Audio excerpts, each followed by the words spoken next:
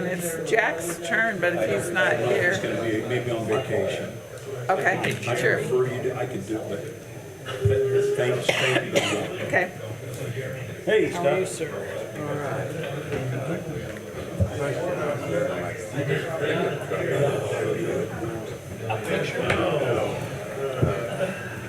Not a picture. Oh, I thought you said you had a picture you wanted to show me. About that time, isn't it? Yep, about that time. I didn't even. Diane, did you ever get your file hand I had to cut over and come back? No, it's not on there, and the only thing I can figure out is that on that flash drive, I found something else. And so I think I'm gonna need to go in and get a clean flash drive. We shouldn't have to. Bring it back to me. Okay, I mean, you can have multiple folders on the flash drive. that's why I thought there should be room for more than one, but, yeah, so. That was my non-cervical knee. Sorry. You all rise, I'll call this common council meeting to order. We will start off with the invocation by Diane. Heavenly Father, as we set about the business of the city tonight and we look at the budgets, we thank you for each department head that is here tonight and all of the time that they've spent trying to think in ways in which they could use the taxpayers' money in the best way to get the best return on the dollar and to do the best we can for our citizens with what we have, and help us as a council honor that and continue to work through that process so that we also can do the same. We also thank you for our regular business tonight, and we ask that we might have clear heads and be ready to work together to come to good solutions. Amen. Thank you, Diane. Now the Pledge of Allegiance. I pledge allegiance to the flag of the United States of America and to the republic for which it stands, one nation, under God, indivisible, with liberty and justice for all. Thank you. Seated. And I want to welcome everybody that's here tonight.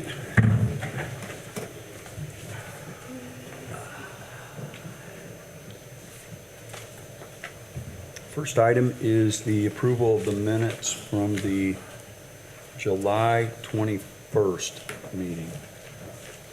If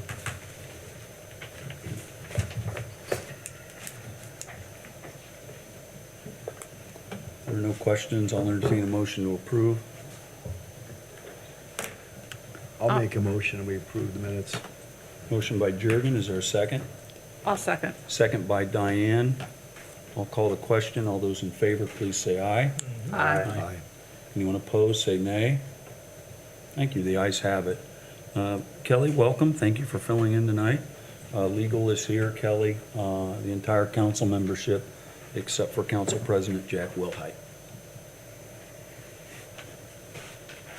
There are no reports, oral written. There is one item of unfinished business.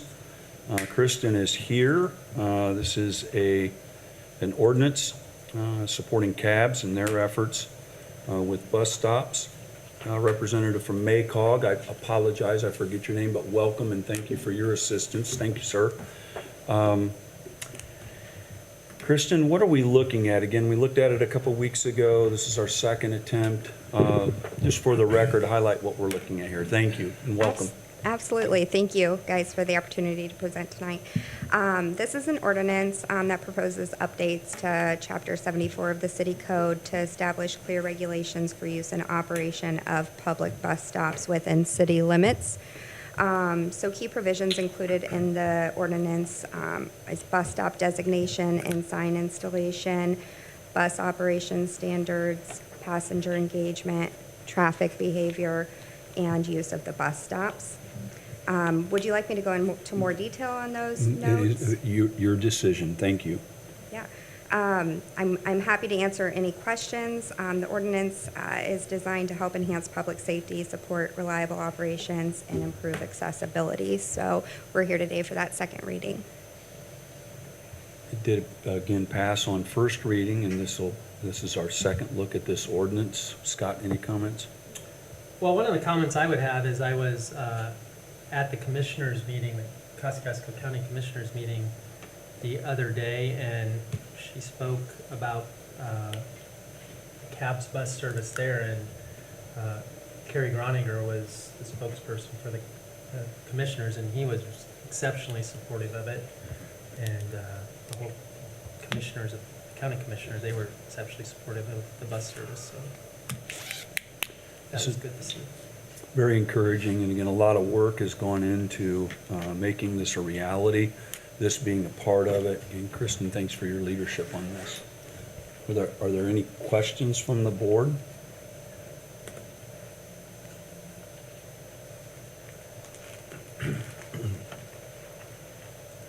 I just have one. I noticed on our sheet, it says it's updated. Do you have an updated sheet for us, or will you get us one at some point, please? The updates just removed some verbiage regarding the public hearing, I believe. Was that sent over? Thanks, Justin.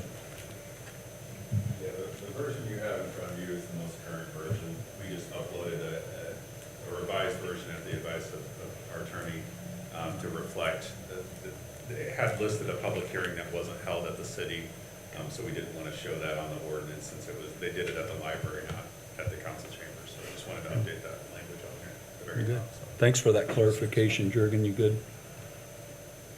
Jurgen, was that good? Yes. Okay. Yeah, thank you. Thanks, Justin, for that. Any questions specifically for this ordinance?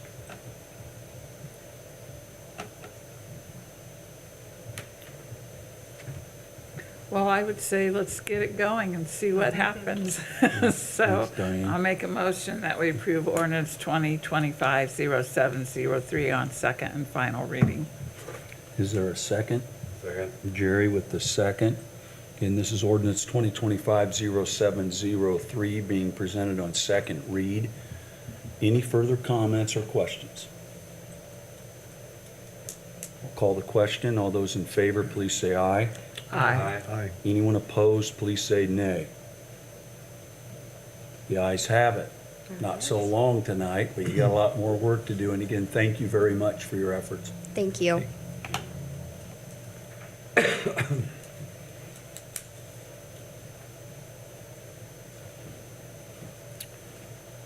That'll take us to new business. The first item is Resolution 2025-0801, determining the existence of deer nuisance areas within the city of Warsaw. It's a pleasure to invite Todd Braddock, who's been with our program for countless years, and this is now his second year as the director of the management team and really the entire program. I asked Todd to come in. We've gone through this. And this will be our 20th year, Todd. I don't want to take away. I cannot believe I just said 20th year.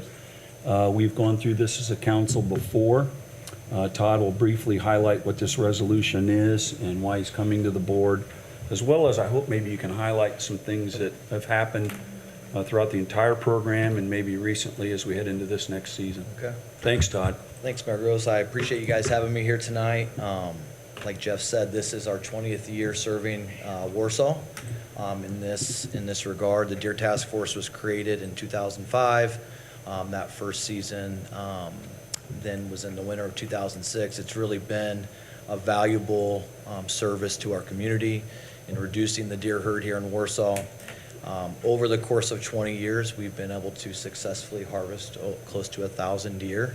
I'm very proud to mention that we have been reduction focused for the last 20 years. 90% of the deer, plus or minus, have been antlerless deer. So over the course of time, that focus has remained going into this year as well. We've had anywhere between, I think there was 10 archers, 15 archers that first year to keeping on average about 45 archers per season. So I'm going to go through a couple of these talking points here, answer any questions that you have, and then if you have any questions about the nuisance zones, that's what that resolution would then open up that reduction hunt for us this year. So like I said, we've harvested nearly 1,000 deer. Having some electronic means to collect data has really made the process of keeping track of data and our effectiveness a lot easier. So since I've kind of taken over, a former teacher, now principal at Lakeview Middle School. We've used the Google products, Google Forms, and so the data collection aspect of what we're doing has been really remarkable. We're able to not only monitor the number of deer that we harvest, but how many times our archers go into the field. And it's just been a really positive thing for our program.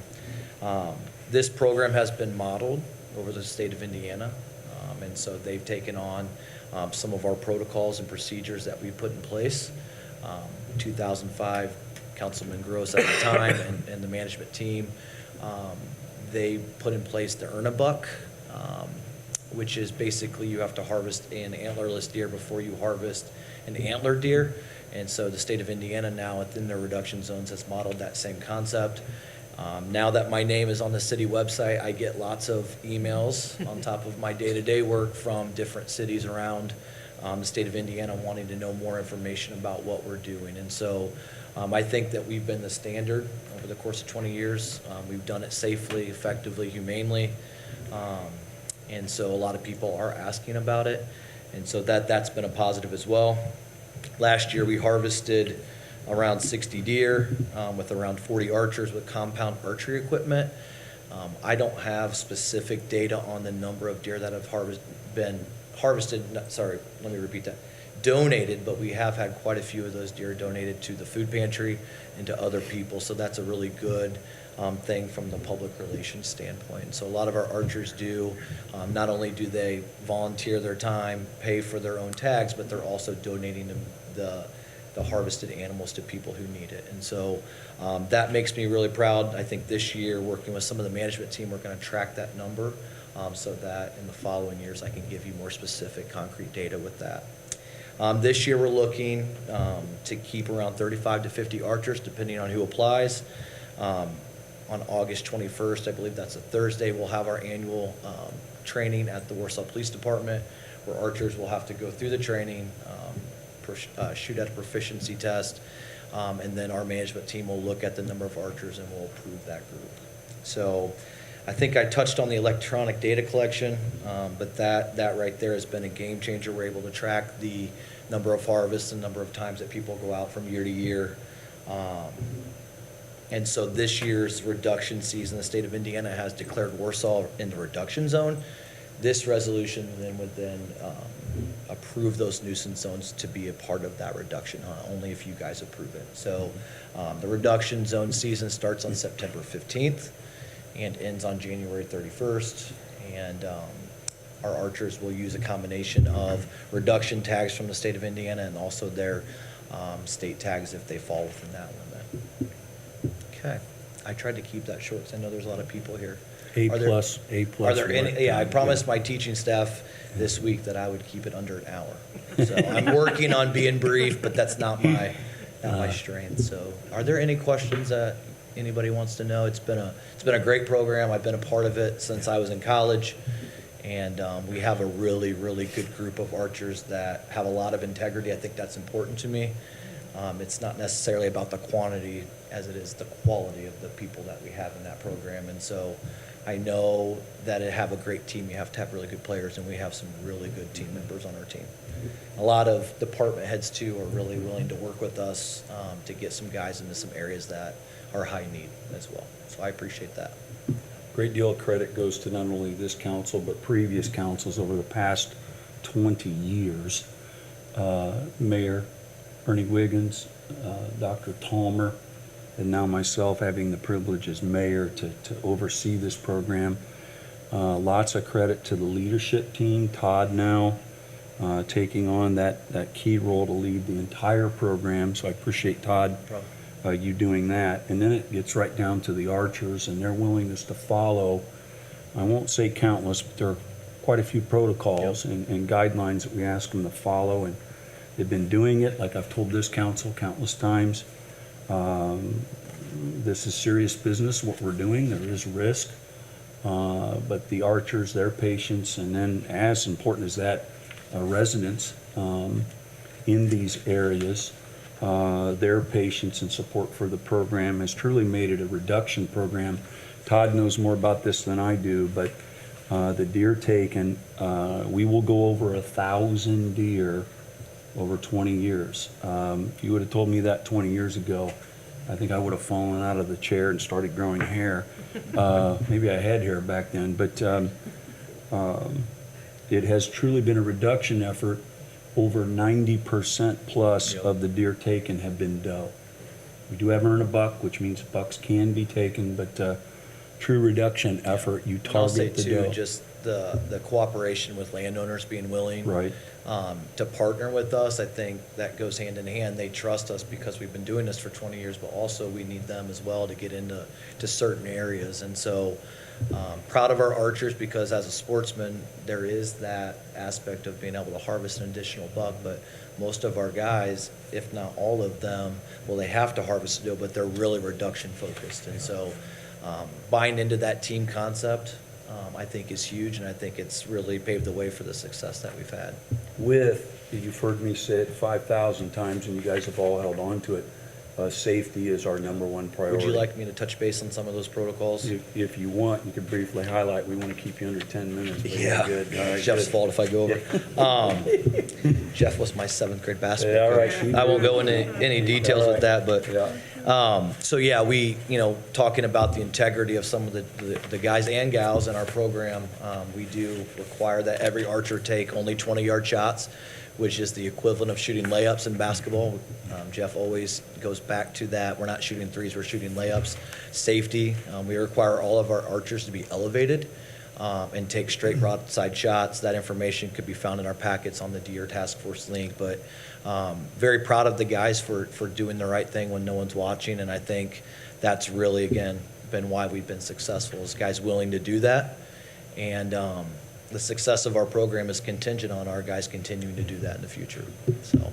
Thanks, Todd. Okay. Any questions for Todd while we're having? And you are looking at a resolution. We're seeking support from the council for this. This will establish nuisance zones. The ordinance that was passed countless years ago will then allow the management team, working with the Warsaw Police Department, to approve what are called reduction zones. And if a reduction zone is established, then our archers that are qualified and have been approved to go into these properties where a reduction zone is, they can go in and take deer. Our whole city, again, Todd, the state has declared a reduction zone. Yeah, so the only area Right. that the city does not, that's not within the reduction zone is the Ivy Tech Public Zone. And so we would just operate in that area inside the state season of October 1st through, I think it's the last Sunday, the first part of January. Is that maybe the 4th? I don't have that in front of me. But outside of that, all the other zones will be open during the reduction season. So basically what the reduction season does is the state's identified certain areas as areas that have high deer populations that need to be reduced. And so they give hunters an additional opportunities through an extended season to hunt longer. And then there are different bag limits on the reduction zone.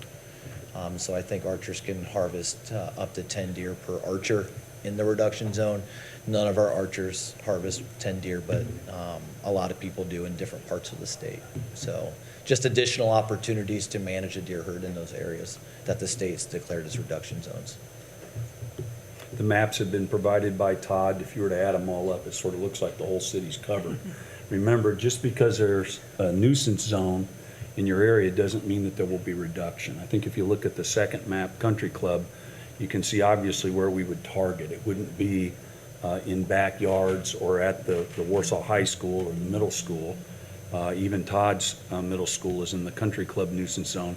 It's the wooded areas that allow our archers to safely take deer in these areas. And again, all of the reduction zones that are approved, we have about, what, 25 a year, almost 25 a So year? those properties do have to go through the management Right. team. The police department's part of that, has to be signed off. They have to meet the program requirements for us to approve them. So Right. we certainly do not hunt in anybody's backyards, on Right. anybody's roofs, for lack of better words. A lot of the properties that we do hunt are very conducive to hunting in the city limits. Wooded areas that, yeah. And any new property that gets submitted, I go and, or members of the management team go and we walk that with that archer or landowner to make sure that it meets the requirements of our program. And then we submit that to the management team, and it's a unanimous vote. That's the way that we run and conduct our business in the management team, so.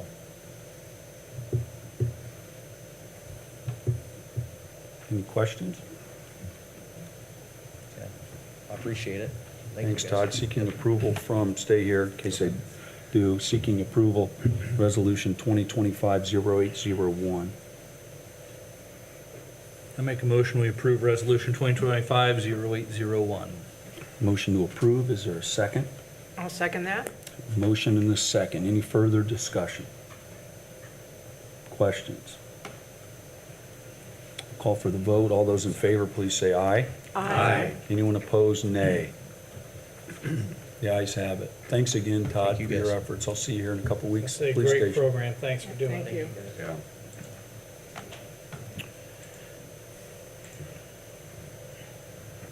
Next item is ordinance 2025-0801, the establishment of a Department of Public Works. I've asked Denny to come up and highlight what's in the ordinance, a lot of work from his department, my office, the Wage Committee, individual discussions with you for about the past 6 to 8 months has led to this proposal in ordinance form. Denny, what are we looking at and what's led up to this and where are we going to go from here? Sure.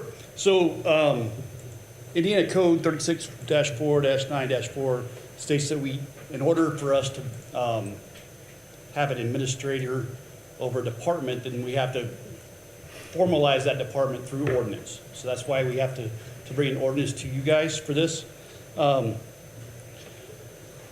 So what we're doing is we're going to create a Department of Public Works.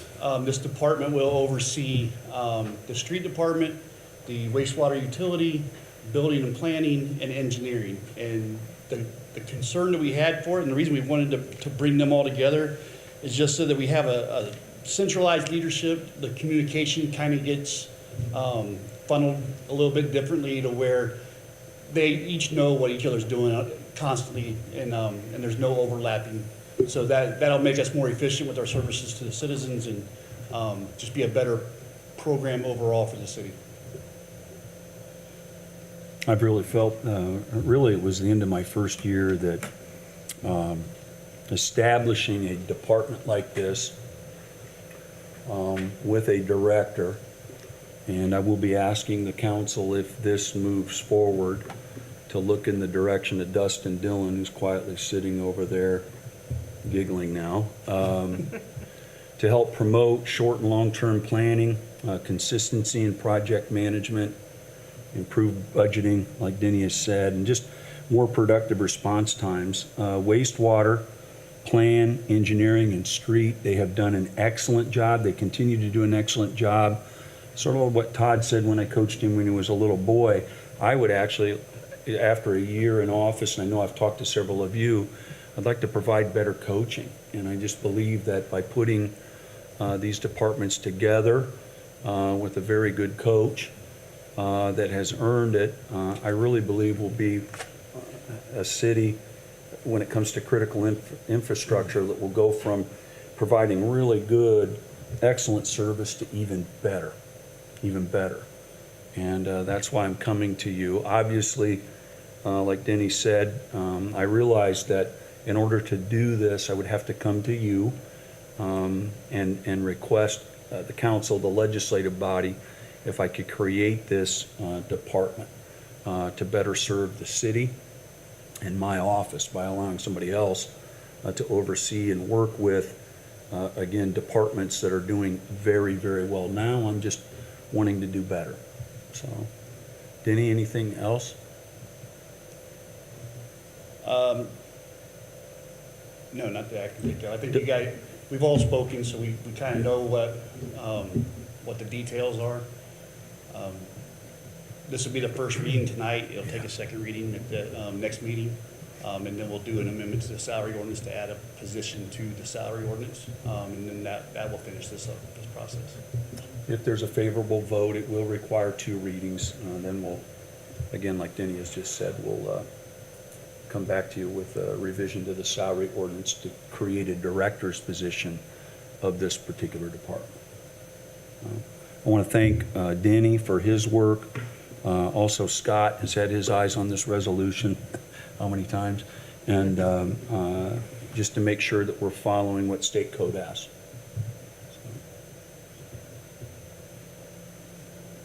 Any questions? I was very encouraged by the wage committee when I spoke to you months ago in the spring. I talked to Mike and Jack quite a bit individually, as well as others, but it was nice to go before the wage committee, Diane, Mike, and Jurgen, and share more with them, and certainly Denny's help, why I wanted to move this direction. So, Mayor, if I may, I think it might be worth noting that this new department and the department head is not, as I understand it, there to run the day-to-day operations of these departments. you're correct. It's mostly oversight and working with the current department heads, so they will have better communication. Yeah. There will be more expertise. I hate to admit it, but Dustin knows a little bit more than me about critical infrastructure and the ability to work with these departments. Obviously, oversight, which I would say is support, coaching, so we'll become more efficient at responding to day-to-day operations, as well as thinking short and long-term planning. I just think the citizens will be better served by this. And I just know over the past several years, actually, different council members in conjunction with myself, we've had conversations that we felt like maybe there needed to be, well, for lack of a better term, city manager, but this would kind of be the same, type of situation, because I think we all realized that it was, the mayor can't possibly coordinate all of that. No offense. No, but I mean, admit it. it's a huge, huge job to try to keep all those balls in the air. I don't think Jeremy will say anything, but a lot of this too is looking his direction. Oftentimes, Jeremy and I, when it comes to community and economic development, critical infrastructure comes into play. And I hate to say it, but he's heard me say many times, well, you're going to have to contact such and such, or Jeff, what about this? And I'm really hoping not only will this help those current departments that we have become more effective, but I hope communication with other department heads, other stakeholders in the community, and then back to Jeremy and everything that he's doing, just make his day a little bit easier if it's needed when it comes to critical infrastructure. I've noticed that over the years that I've been on the city council, we've continually improved in people cooperating with each other and departments working together to get things taken care of and get them done. And I think it's a compliment to our department heads that they've been willing to help each other out and share resources and do all kinds of things. And now sitting on the Board of Works, I see the power of going together to purchase certain things, for instance, and seeking out some of those things that are provided for us to utilize as a city that are not available to just the average person, that we can save money on that. And so I've noticed that recently these departments have been meeting together when there's a major project going to happen, and they've been kind of mapping out the timeline. And okay, so if we have to do this, then this department needs to do this first, and this department needs to do that, and then this department needs to do that, and these things need to happen together. And I think that really benefits the public. And so I can just only see this causing that to happen every single time, so that, because occasionally the ball's dropped and different departments get started on something and then realize that they need the involvement of another department, or that they're stepping on another department's toes, for instance. And so I think this will be really helpful just in bringing that all together, but I think it's a compliment to our department heads that we can be at this place where we can talk about doing something like this, and we don't have people anymore that are territorial, but departments that are all working together for the good of the city.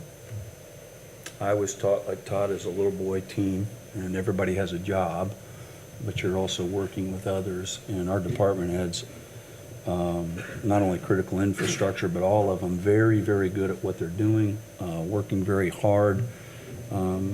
I just realized that I don't, when it comes to critical infrastructure, have the expertise or the time, the ability to oversee and coach these guys. And so that's what led to this at the end of last year.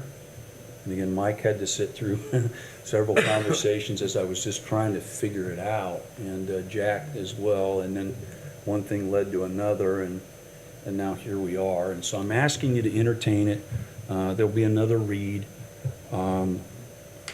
Dustin fortunately has looked my direction. He knows he's going to have more responsibilities, and it's going to change his day. But he will tell you, like he always has been, it's served the city, and how can I help? I can help in this fashion, and I just want to thank him looking my direction also when I started to talk about it, especially the start of the year with you. So This is one of those, it's a growing pain, but it's one of the good pains, right? We're growing as a city, so that, you know, our infrastructure needs to be built to where we can help the city continue to grow too. So, and I think that's just one piece of it that's gonna create more in the future, so. the easy thing, I did talk to not only council members, but Denny,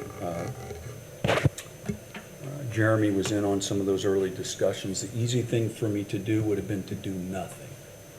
We're already doing really well. It's already going well, but I sensed it, the countless meetings that I am in, and I couldn't let go of it. And I really believe this is in the best interest of the city to walk this direction, not just the city, but the current department heads working together, already doing a great job, but even better. And I now, if this is approved, can provide that expertise and oversight each and every day, Mike, not managing and that kind of thing, but somebody that's actually there to help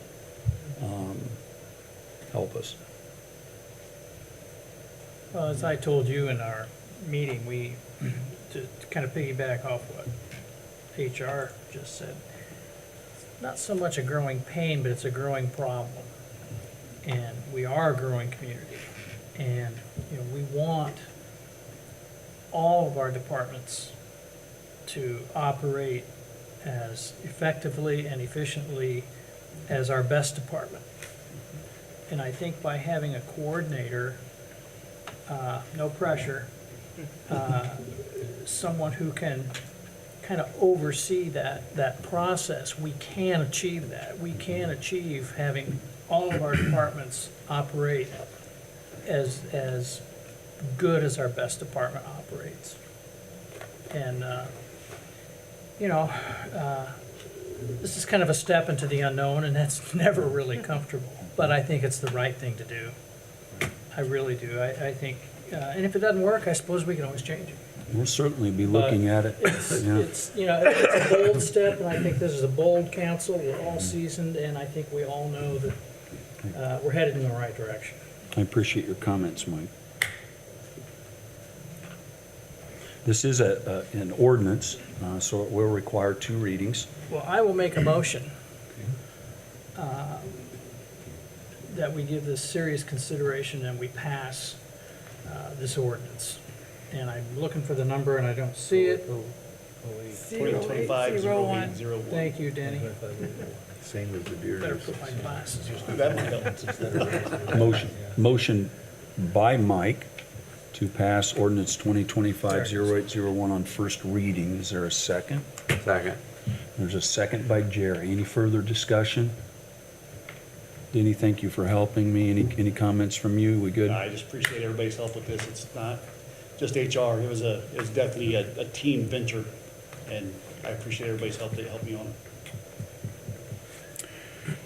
I'll call the question. All those in favor, please say aye. Aye. Anyone opposed, please say nay. The ayes have it, 6-0. Thank you very much. Thanks, Danny. Take a look at this again in a few weeks at our next council meeting.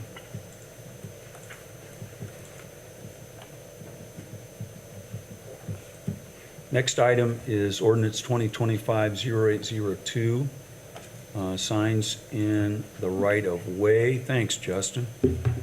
Yeah, so since code enforcement went over to PD, I've been looking at ways to streamline their processes and just make it a little bit easier for them to do some of the enforcement work that would make the city safer.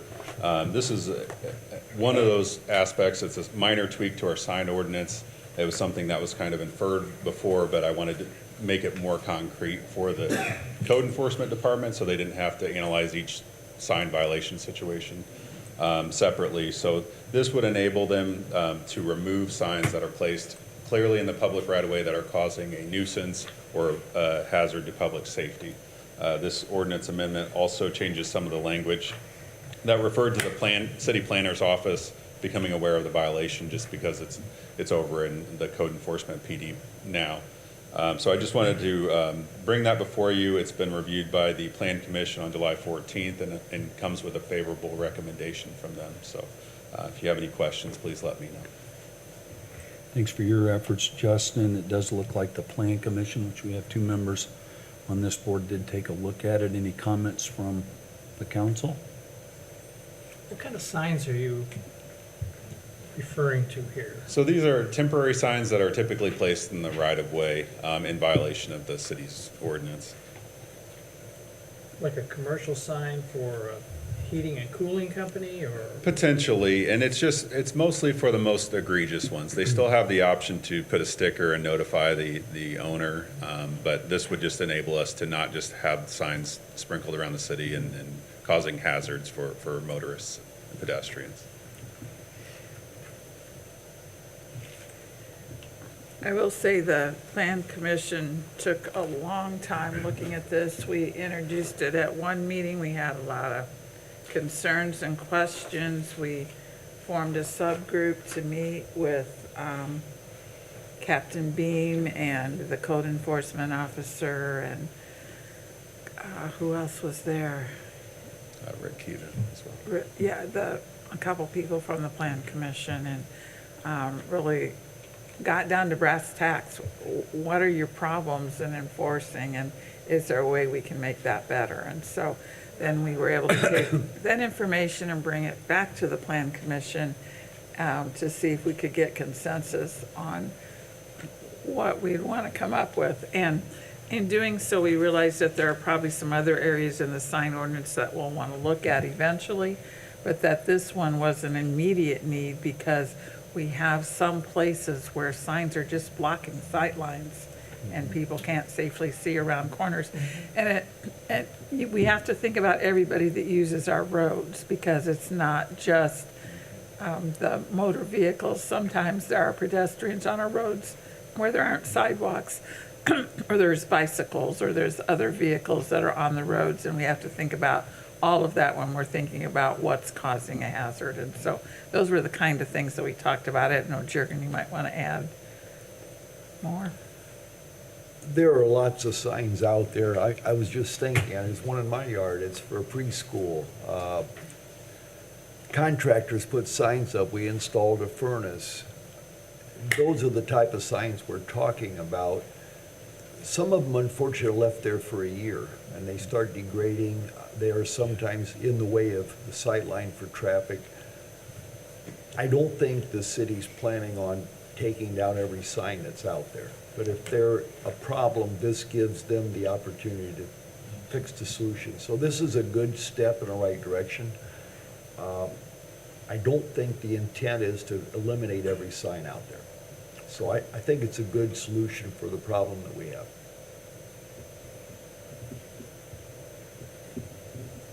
One question that I would have, I was years ago on the Plan Commission, haven't been there for a long time. I have noticed there are city signs, for example, stop signs, where property owners have not kept bushes or trees properly trimmed, and you don't see that stop sign almost until the last minute, if you see it at all. I'm sure there's something that addresses that problem already on the books. And Dustin may want to speak on this, but Public Works has the ability to trim back vegetation that is blocking or creating a hazard already in the right-of-way. So even if a tree branch overhangs into the public right-of-way, they have the ability to trim that if the property owner's not responsible. So it is important for citizens or anybody to report that. So, because we can't know everywhere it is. They catch a lot of them as they're doing trash routes and things like that, but they're up high. And so they don't always notice them, so. Yeah, real quick, and we'll just touch on it just briefly. Thank you, Justin. But we do go out weekly. Residents call in, let us know if there's any sign blockage. I will promise you, our team are not arborists. So if you are really partial to your bush, to your tree, to whatever you have out there, just help us help you and not come over and butcher the tree. But we are out weekly looking at that same thing to make sure our roads are safe. So before you leave, and Diane touched on it, they would like to have people inform you. What would be the best way anyone in the public could let you know? Just give us a call. Our office number, 574-372-9561. We're there Monday through Friday. We're happy to help and let us know, or leave us a message, or they can send it directly to our email as well, which is just publicworks@warsaw.in.gov. Thank you.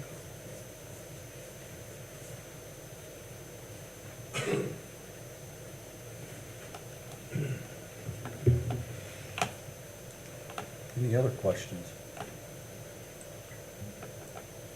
Appreciate your work, Justin, and then Diane, I didn't know you guys had been meeting and working on this to propose something to plan. I greatly appreciate that.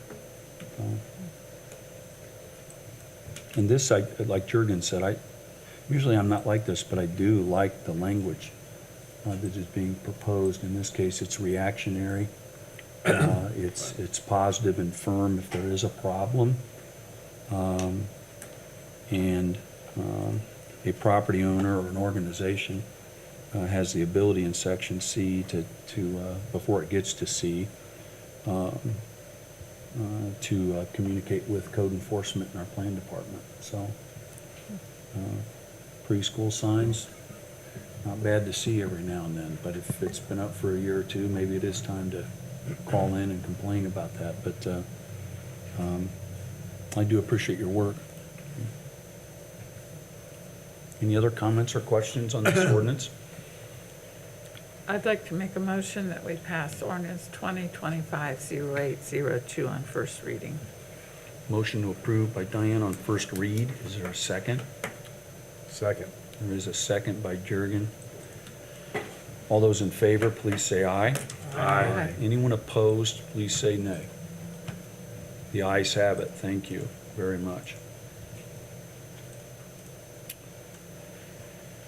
All right, that takes us to the 2026 budget presentations. Jeremy Skinner will be the first to go. I'll encourage all of you to stand up and stretch if you want. Find the budget book. Jeremy will be taking us through several budgets. Scott, thanks. Yeah, this one here. Thank you. I'm gonna do that. Not only his budgets, but also I'm hoping he'll help me with mine. His leadership and guidance has been incredible, so. I know, I was thinking about going out and getting my sweater. That's why I wore Yes. I long. almost wore a long sleeve shirt. I had the advantage, I was here at redevelopment meeting at 4 o'clock, and I walked out and realized how cold it was in here.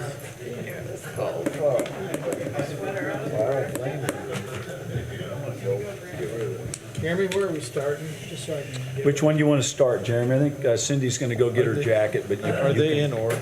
Yeah, 2209. 2209 looks like the first one. Well, That's edit. Well, yeah, that's edit. That's just the first one edit we is come to. 2209.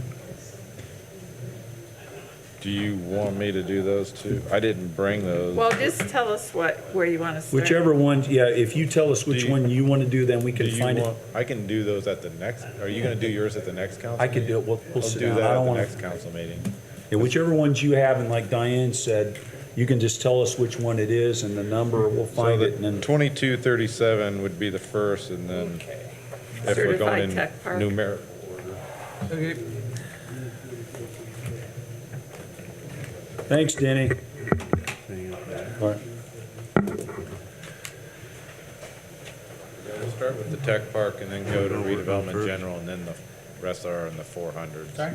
Okay, so the first one, Jeremy, is 2237. he's gonna start. 2237. 2237. Yeah. Thank I'm you. glad you got that right. When I went through this, I figured out how to put notes in here. If you guys haven't figured it out, there's notes private down below, and so then I listed all the budgets for each department so I could figure out where we might be going. I can't turn that fast. Thanks, Jeremy. This would be the Tech Park, 2237. What are we looking at?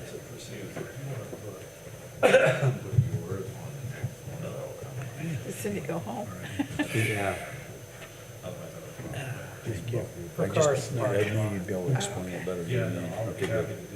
Thank you. We just didn't get any rest.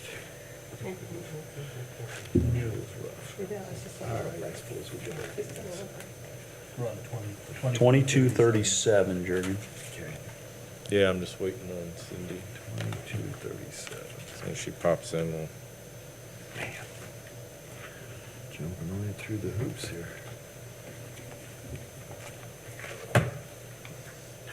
We got these handouts here, are they? Those will go into your budget book. Those are Okay, notes and into the- additions. Updated. Okay. Yeah.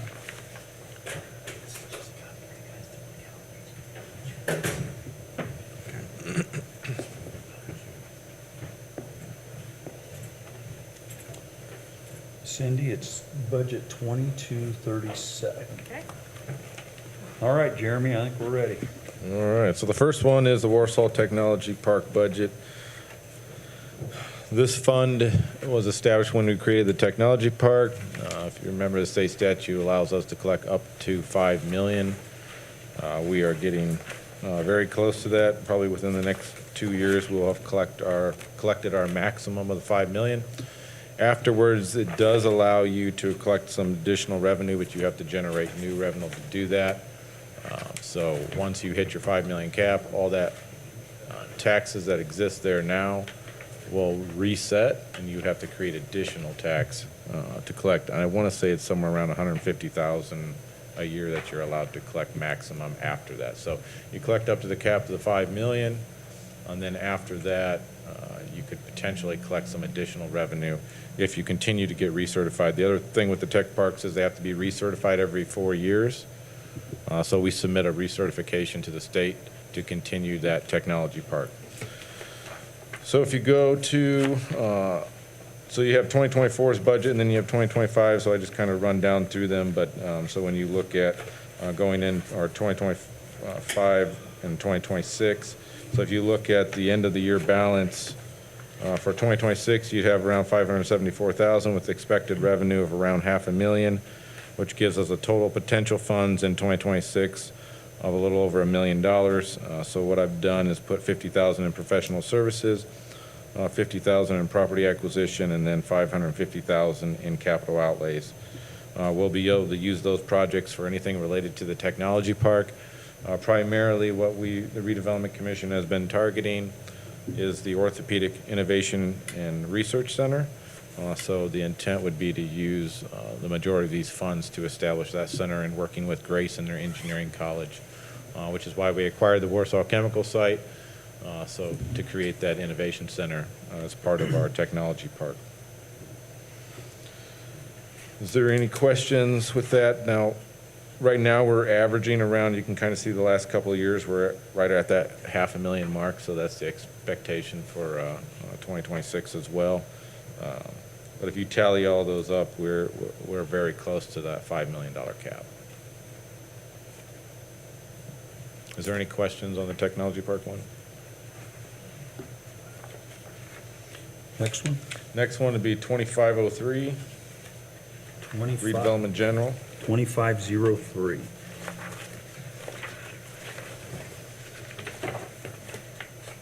So all the budgets are either TIF or the tech park, except for this one. This is the only tax rate supported fund.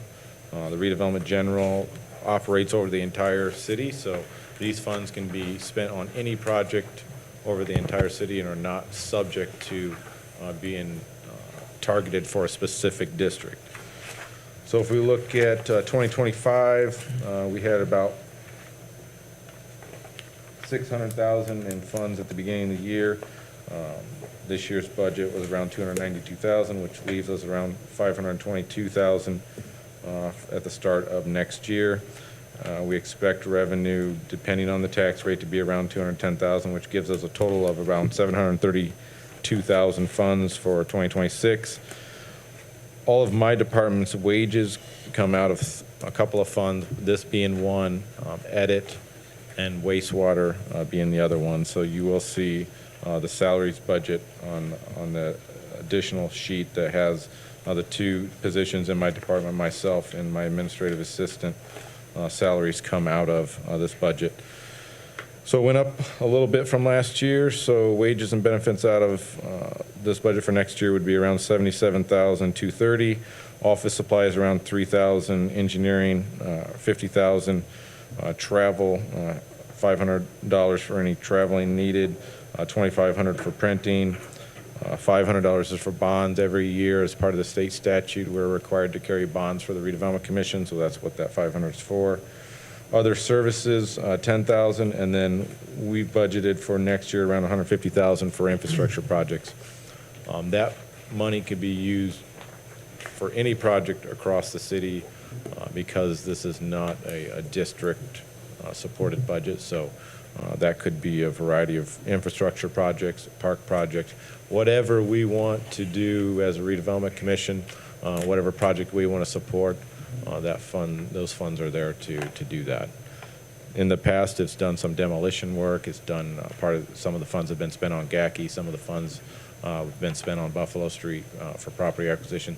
Those funds are there to do any of those projects in 2026.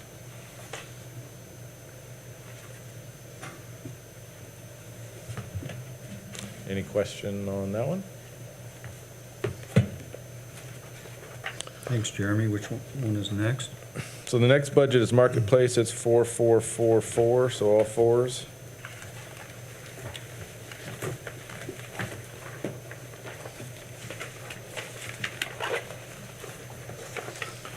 This is about as easy as it gets. It is a money in, money out budget. So this was the Marketplace TIF bond that we did to redo the Marketplace and re-energize that. So the taxes that come into it get paid out of it. So it purely pays that bond issue that was done a few years back. So we expect for 2026 to receive around $152,272 in taxes. And as that money comes in, we'll pay it out. Right now, it's running a little shy of what the bond payment is. That bond payment, that gap is currently being covered by the developer.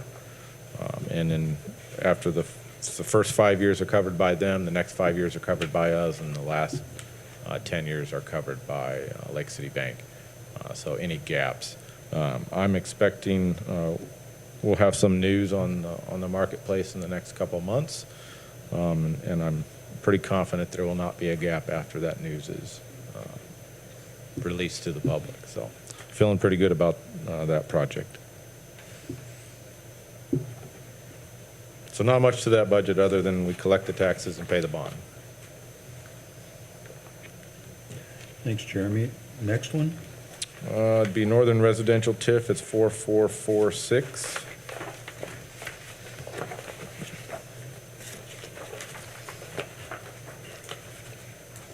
So we've been successfully growing this residential TIF district. We did our first bond issue this year for it was the 5th or 6th phase of Bella Augusta.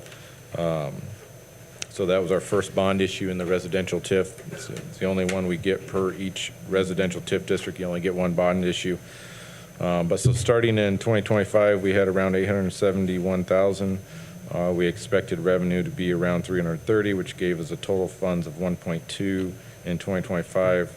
We had a $545,000 budget, which leaves us around $656,000 for 2026. And then we expect another $330,000, which gives us a total potential funds in 2026 of $986,000. So for next year, we've budgeted $45,000 in professional services, $600,000 in capital outlays, and then our bond payment is expected to be around $88,000. Also, that is in there as well. Gives us a total budget of $733,000 for 2026. The $600,000 will go towards working on the Alta Vista project. So we have the Bella Augusta project that's under construction now. Alta Vista has started some grading, but we're hoping to work towards getting sewer in that project in the next year and a half. So we will have 2 residential subdivisions being constructed in the next year or so. I'm sorry, Jeremy, I didn't catch the 600,000 is going to what? It would be for infrastructure projects within the Northern Residential TIF. Right now, we've targeted Alta Vista, which is a subdivision just off of Old 30. So Bella Augusta is under construction. That was the bond issue we completed. Alta Vista, we're hoping to finalize the engineering and get that project started construction either late this year or early next year. Thank you. And the revenue, you can kind of see, I try to keep track of the revenue. The revenue in that district continues to grow as we build houses. So we'll be able to do more infrastructure projects and expand residential opportunities within that district. Is that Bill Augusta? Yes.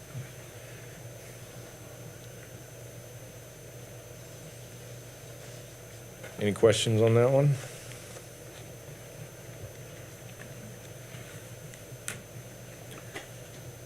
Next one would be 4447, which is the Southern Residential TIF.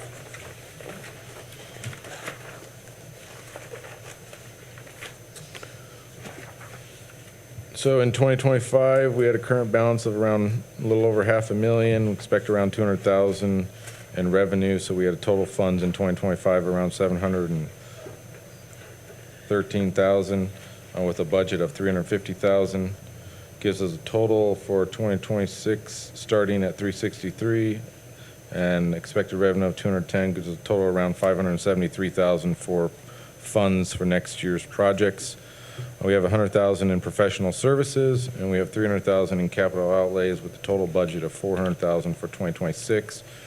The primary project, we've got a couple of subdivisions we're working on, but the primary project that we started and approved a contract today is to improve some walkability along County Farm Road.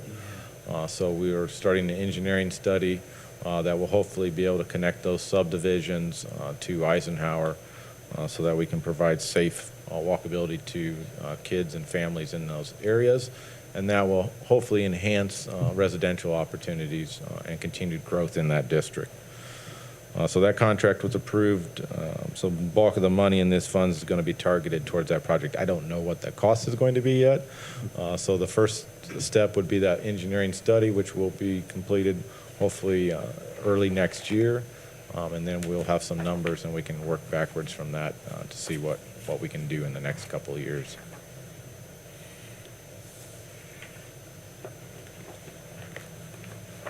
Any questions on that one?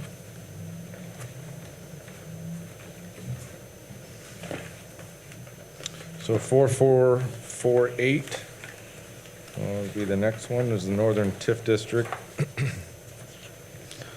So this one has changed over the years. So initially, the Northern TIF District was where Lowe's and Walmart was at. We had the Eastern TIF District, which was the Meyer. There was a gap in between the two. As we grew the Eastern and Northern TIF District, they became one. And then we had our Central TIF District, which was the historic TIF District downtown. As that TIF District grew, it merged with the Northern and the Eastern. So now we have one large TIF District that is still more or less referred to as the Northern TIF District. So it encompasses a large section of Warsaw, which the benefit to that is it gives us a lot of ability to impact certain districts within Warsaw. Obviously, you have all the things that we've done within the tech park. You have the medical projects that are going on with Parkview and the hospital, and then you have the downtown and the Millworks project and the Marsh project we're doing. So all of those are kind of combined into this larger TIF district, which gives us a lot of flexibility in how we use the funds that are within that district. A large portion of that district will expire in 2030. So a lot of this will start to roll off in 2030.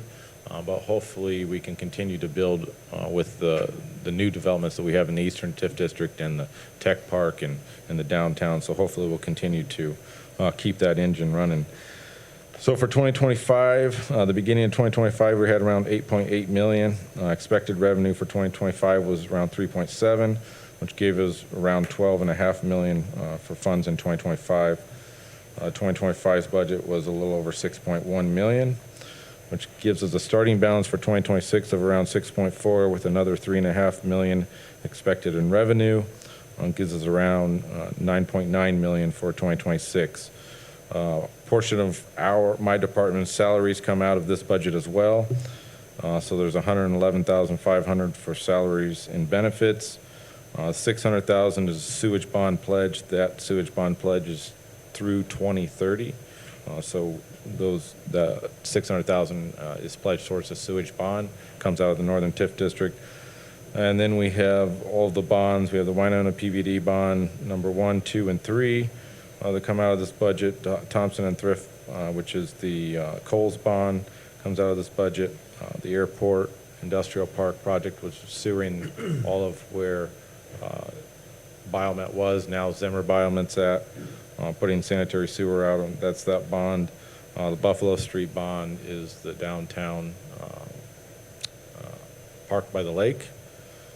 And then we have 600,000 for engineering, 500,000 for property acquisition as a placeholder, and then 4 million in infrastructure projects. The 600,000 for professional services would be for ongoing needs for projects, whether it be engineering or legal or financial, Baker Tilly and Barnes and Thornburg. We have a couple of projects that are being engineered now. We have the roundabout that's being engineered, so these funds would go towards that.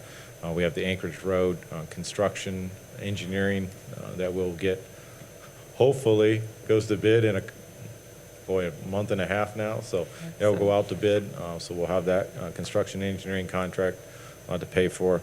We have the airport park that's currently under design. So all of those projects can be paid for out of this funding. So for next year, our big projects are trying to get Anchorage Road done.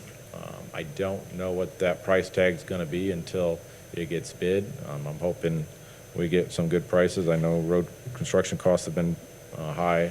I know they're starting to come down, so hopefully we get some pretty good bids on that. We have the potential roundabout at Husky Trail in 200 North, so that is under design now. We have $1 million worth of infrastructure we need to do around Millworks, so that's in this budget as well. So that $4 million will target those projects over the next year and a half. Gives us the total budget for 2026 of $6.4,051,058.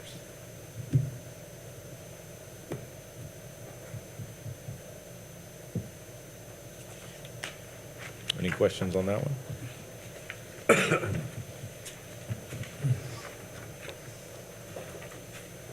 The last one is 4449, which is redevelopment Winona Interurban.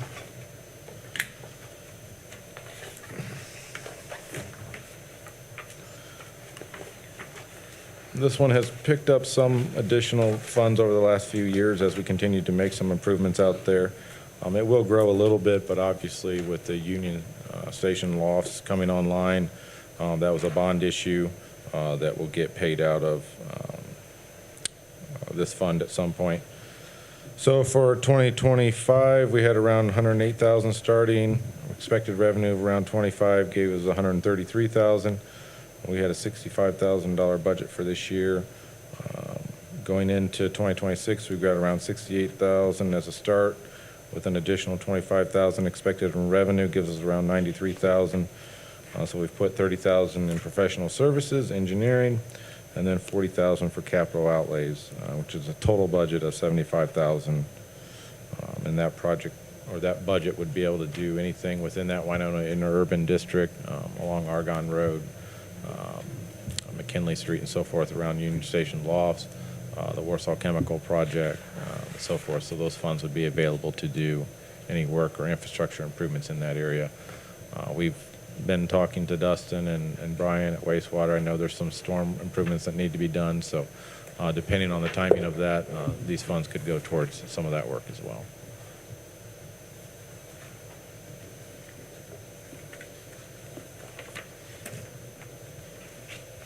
Any questions on that one?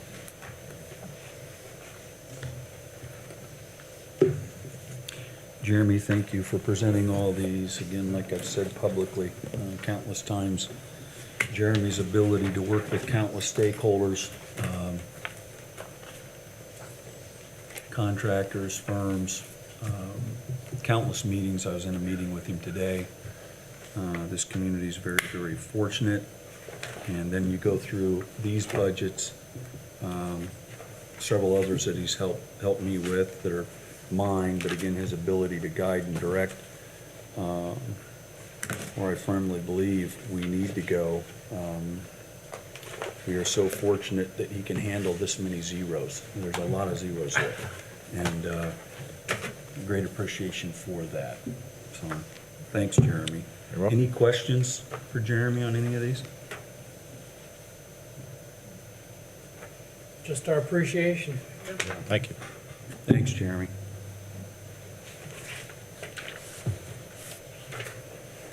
All right, Larry Plummer. I don't Park have as and many zeros Recreation. as Jeremy has, but we'll give it a whirl here. 2204.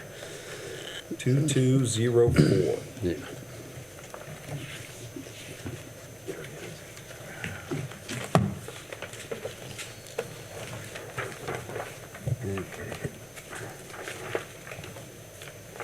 Thanks, Larry. We all good? Okay. We'll start with personal services. We've added the $1,600 per employee increase that was instructed by the wage committee. This reflects 3 salaried employees, 17 hourly employees, and 30 seasonal employees. That includes our lifeguards, our rec staff, and our maintenance staff. Overtime and longevity for a total of $1,342,000. Insurance, we were instructed to put an 8% increase in there. Along with our per FICA and unemployment, comes up to $713,000. And then our cell phone allowance is the same at $2,500, so it brings our total personal services to $2,057,500, which is actually a $12,900 decrease from last year because we had put in 12% for the insurance. So pretty much held the line compared to last year's proposed budget. So any questions on total personal services? Larry's the first one. I think all of you are aware of this, but privileged to serve on the AIM Medical Trust Board. In fact, I'll be going down to Indianapolis for a few days this week to meet. Things continue to look very good, and that's why you remember the line cuts earlier in the year that were made. Instead of budgeting 12% based on earlier board meetings with the AIM Medical Trust, Lynn and I, Kelly, thanks again for being here tonight, asked the department heads to budget only 8% instead of 12. Wow. And so, and it's looking really good. I'd be out of turn to talk any more about it now, but I have a feeling that things will be finalized when I go down to Indy, and then I think you and I may have a meeting when I get back online to establish how things are going to work for our city. So Larry, I interrupted you there, Yep, but that that's fine. 8%, you're Mhm. gonna hear from all the department heads. That's where we are, which is thousands of dollars, just in budget proposals. So, thanks, Larry. Yep. Then we'll go to supplies, office supplies, we kept that the same. Operating supplies, I think we're going to hold the line there. I think we're doing a good job at, our maintenance and upkeep, that we can continue to do that for the $147,800 there. Repair and maintenance, again, that's part of the upkeep that we do day to day. No increase there, $128,000. And then $500 for meals for snow removal if we ever get snow enough to have a meal again. So the total supplies, $279,500. That's a 0% increase from last year. Other services and charges, professional services, pretty much the same as last year. As you can see in the explanatory sheet, the big difference here is we'd like to do some engineering costs to expand the campgrounds. That would be to the east of the campgrounds, to the north of the fireman's building fence. We think maybe we can get 8 to 10 spots in there. I want to get it engineered to see. The campgrounds is one of our biggest revenue makers, and I think it's worthy to look at that and see if it's worth putting some funds into that to gain revenue over the years to come. So that total is $127,300, and that's 31% increase, but 25 of that percent increase is due to the engineering cost for the campground. So the rest of it is just increase in services, the $7,400. Any questions on that? Okay. Communication and transportation, we kept that the same. It's basically our Verizon plans, iPads for camera systems, postage, conferences. Printing and advertising, we do an incredible job with our rec staff to advertise and printing with these dollars, and we feel that we can do that again. We stretch our dollars every year through radio, through ads in the papers. With social media, we've really upped our game with that to save our money. Insurance, instructed to put a 12% increase there, so total of $50,000 there. And workman's compensation, $26,000. Then we get to utilities. We've been continuing to implement the most efficient products, throughout our park system. So I'm looking at a 3% increase there. I know NIPSCO bills are going up, but I feel confident with a 3% increase for $173,000. Repair and maintenance. Pretty much building and structures, pest controls, the satellite beds and urns at Central Park, the contractual sound and stage hands to our 2 major concerts, ongoing repairs at Central Park. We'd like to do the second phase of the Central Park sidewalk replacement. The first phase should start within the next week or two at Central Park. That'll be on the west side of the big circle. It's underwater half the time. We're going to get it elevated so people can walk and not have to tread through water. So that'll be the second phase of that. Still, that total is $143,800. That's a 30% decrease from last year. We had some asphalting in there last year that we don't have in this year. Rentals, 10% increase. That's just due to uniform cost. $2,000 increase. Rentals are going up just a little bit. So a total of $33,500. Other services and charges, 0% increase there. Again, we got the $90,000 in there for our Rock and Country. We're doing our best to find the best artists we can for that cost, but the cost there have skyrocketed. I mean, it's not uncommon to spend that on one band anymore. So we've been fortunate to get the talent that we've got the last couple of years, and we'll just continue to do that and get the best we can. 0% increase there, $99,200. And then award coat program, 0% there, $6,000. This has been a great program for our department. I'm so thankful that we have that. It's been great to honor our monthly team member to give kudos to other departments when they do things well. So it's just a great tool for us to thank people in a monetary way. So total other services and charges is $693,800. That's a 2% increase. Most of that increase is reflective of the engineering for the campgrounds. So then we get to the capital outlays. We're looking skate park construction. I budgeted $230,000 here. We looked at this project in 2019 to move the skate park from Boggs to Richardson DuBois Park on the west end. We had a grant from K21 Foundation for about $150,000, and we put a grant opportunity in for the DNR grant. But we didn't receive that. We just couldn't score enough points to get that money. So I'd asked the mayor, and we went to the park board and asked if we could revitalize this and try again to get this move. And he was supportive of that. I actually met with the DECO Foundation today. They're from Huntington, and believe it or not, they come up and use our parks all the time. They knew every one of our parks, so had great things to say about our parks. But we're reaching out to the DECO Foundation to help fund this project. Also, the K21 Foundation, we've had preliminary discussion with them, and also the Kosciuszko Community Foundation as well. It's about a $500,000 project. So I've budgeted $230,000 in here if we have to match some of those grants or if we don't. But the way I got to this is we're not going to replace playground this year.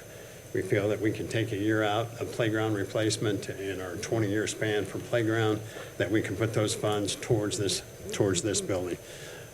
We just think that getting it out of Boggs and getting it to a central location where it's easier accessed. We've got all the neighborhoods. We've got the trail all the way to Winona Lake. Hopefully we'll have the trail, through town here connecting, but it's just easier access. Where it's at now, it's pretty much a parent has to bring you there to get you there. And we just feel this is just an incredible place for this and a good opportunity to do it. We've had some positive feedback from all the foundations, so I think it's a good time to try to get this done. You got anything to interject on that, Mayor? No, I just appreciate your efforts. Again, it's over $500,000. Near Fridley Field on Market. They would move it away from Boggs. As everybody knows, with grants, you have to have money oftentimes to match. And so just appreciate Larry's efforts of being patient and continuing to work toward this. And we'll just see what can happen the rest of this year and as we go into next. So Absolutely. thanks, Larry. And then machinery and equipment, a new truck following our 10-year maintenance plan replacement, $45,000. Of course, our Bobcat trade that we do every 2 years. The big ticket in here is to replace our tractor loader that we use every day, all day, pretty much. It's a 2009 Case loader, and it's got a box end on it. 18 years old. I got preliminary quotes to replace that. With the trade-in, it'll be around $100,000. It's actually $89,000, but who knows what's going to happen between now and the next year. So budgeted $100,000 for that. Of course, the riding mowers, our replacement program, every 4 years we turn one in, and then weed eaters, trimmers, things of that, and then skate park ramps in case we don't make the grant. We've got that in there, but hopefully that'll eliminate that's something on the skate park we want to talk about too. It's just continuous maintenance out there. That stuff is 2005. We got a grant to get that stuff out there. We reconstructed it twice, but it's just a constant headache for maintenance. Screws. Dustin's crew re-asphalted that a couple years ago. The ramps are sinking into the asphalt already. I mean, it's just it's a nightmare to do that. So I think that having an all-concrete park down there will solve a lot of those problems as well. So a 20% increase, and that's due to the tractor there, $183,000. Total capital outlays is $413,000. 78% increase, that's due to the skate park money. Overall budget is $3,443,800. That's a 6% increase above the 2025 approved budget. 2% of that is wages, And then the other 4% would be the skate park, or $139,000 over my last year's budget. That's what it is. So we tried to hold the line the best we could and try to still do some projects that serve the community and benefit our park system. So, any questions on that budget? I just had a quick question. Yes. On the sidewalk at the park you want to replace, you said Yes. it's underwater a lot? It is. Has it always been? It's actually got a sidewalk on top of a sidewalk, because when it was first constructed, it had a drain system underneath the sidewalk, and over years and times, that's filled in. So then we poured another sidewalk over that, probably, I don't know, 15, 20 years ago. So now it's still underwater. That whole place sinks over time, Mike, down there. Our plaza's That- sinking at times. That's where I and was things. headed with Yeah. my question. Is there a bigger problem than the sidewalk? Is But there it's just a something problem, else? problem you've got to manage. You know, when that was built down there, it's just one big sinkhole. We had the dirt doctor from Notre Dame come down and figure out where we could even put the plaza to sustain the weight. The restroom facility was actually supposed to be on the west side of that park, but they couldn't find stable ground. They had to put it on the east side. So we're basically on a floater down there for our sidewalks and stuff. So to get 15 to 20 years out of them, we're doing really well. Yes, yeah. Thank you. You're welcome. All right, my next budget is the 211. 2211. 2211, excuse me. 2211. This is our non-reverting recreation budget. This is our programs, fees from our programs. All the fees come back into this budget. We've held the line on this budget except for on our entertainment and contractual expenses. We've added $2,000 to that. We were just informed today that the Indiana Arts Commission grant that we get every year, they only got about 40% of their grant money, and it's not coming to us. So that's about a $4,000 hit to our Friday night concert series. So we had $2,000 in here, and we can make up the difference. But so the total of this budget is $27,350, and as of June, Kelly had told me there's $51,325 in that fund. So it'd be less than 50% by the time this comes around. So, any questions on that? All right. And then my last one is the 4403 budget.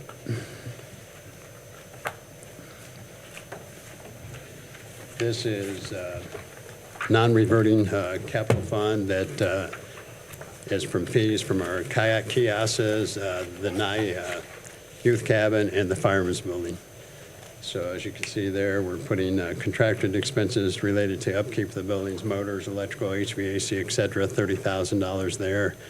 And then costs related to replacement of equipment in some buildings, the kiosk equipment, or if we need something in the kitchen or anything that comes up there, we've got $15,000 there to do that. Total proposed budget of $45,000. That's a 19% reduction from last year. And as of June, this fund had $126,815 in it. So about a third of what's there. So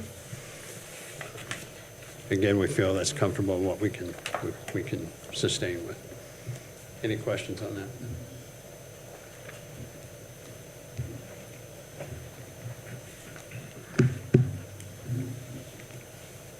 That's all my budgets, Mayor.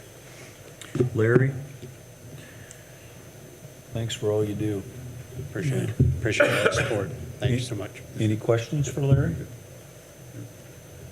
All right. Thank you, Thank you. Larry. Appreciate it.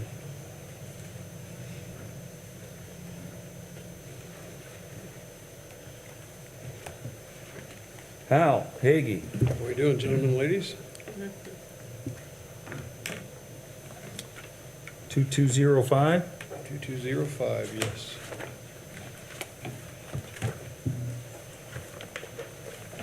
As we get started, just a shout out to the Wage Committee. I want to thank them for this.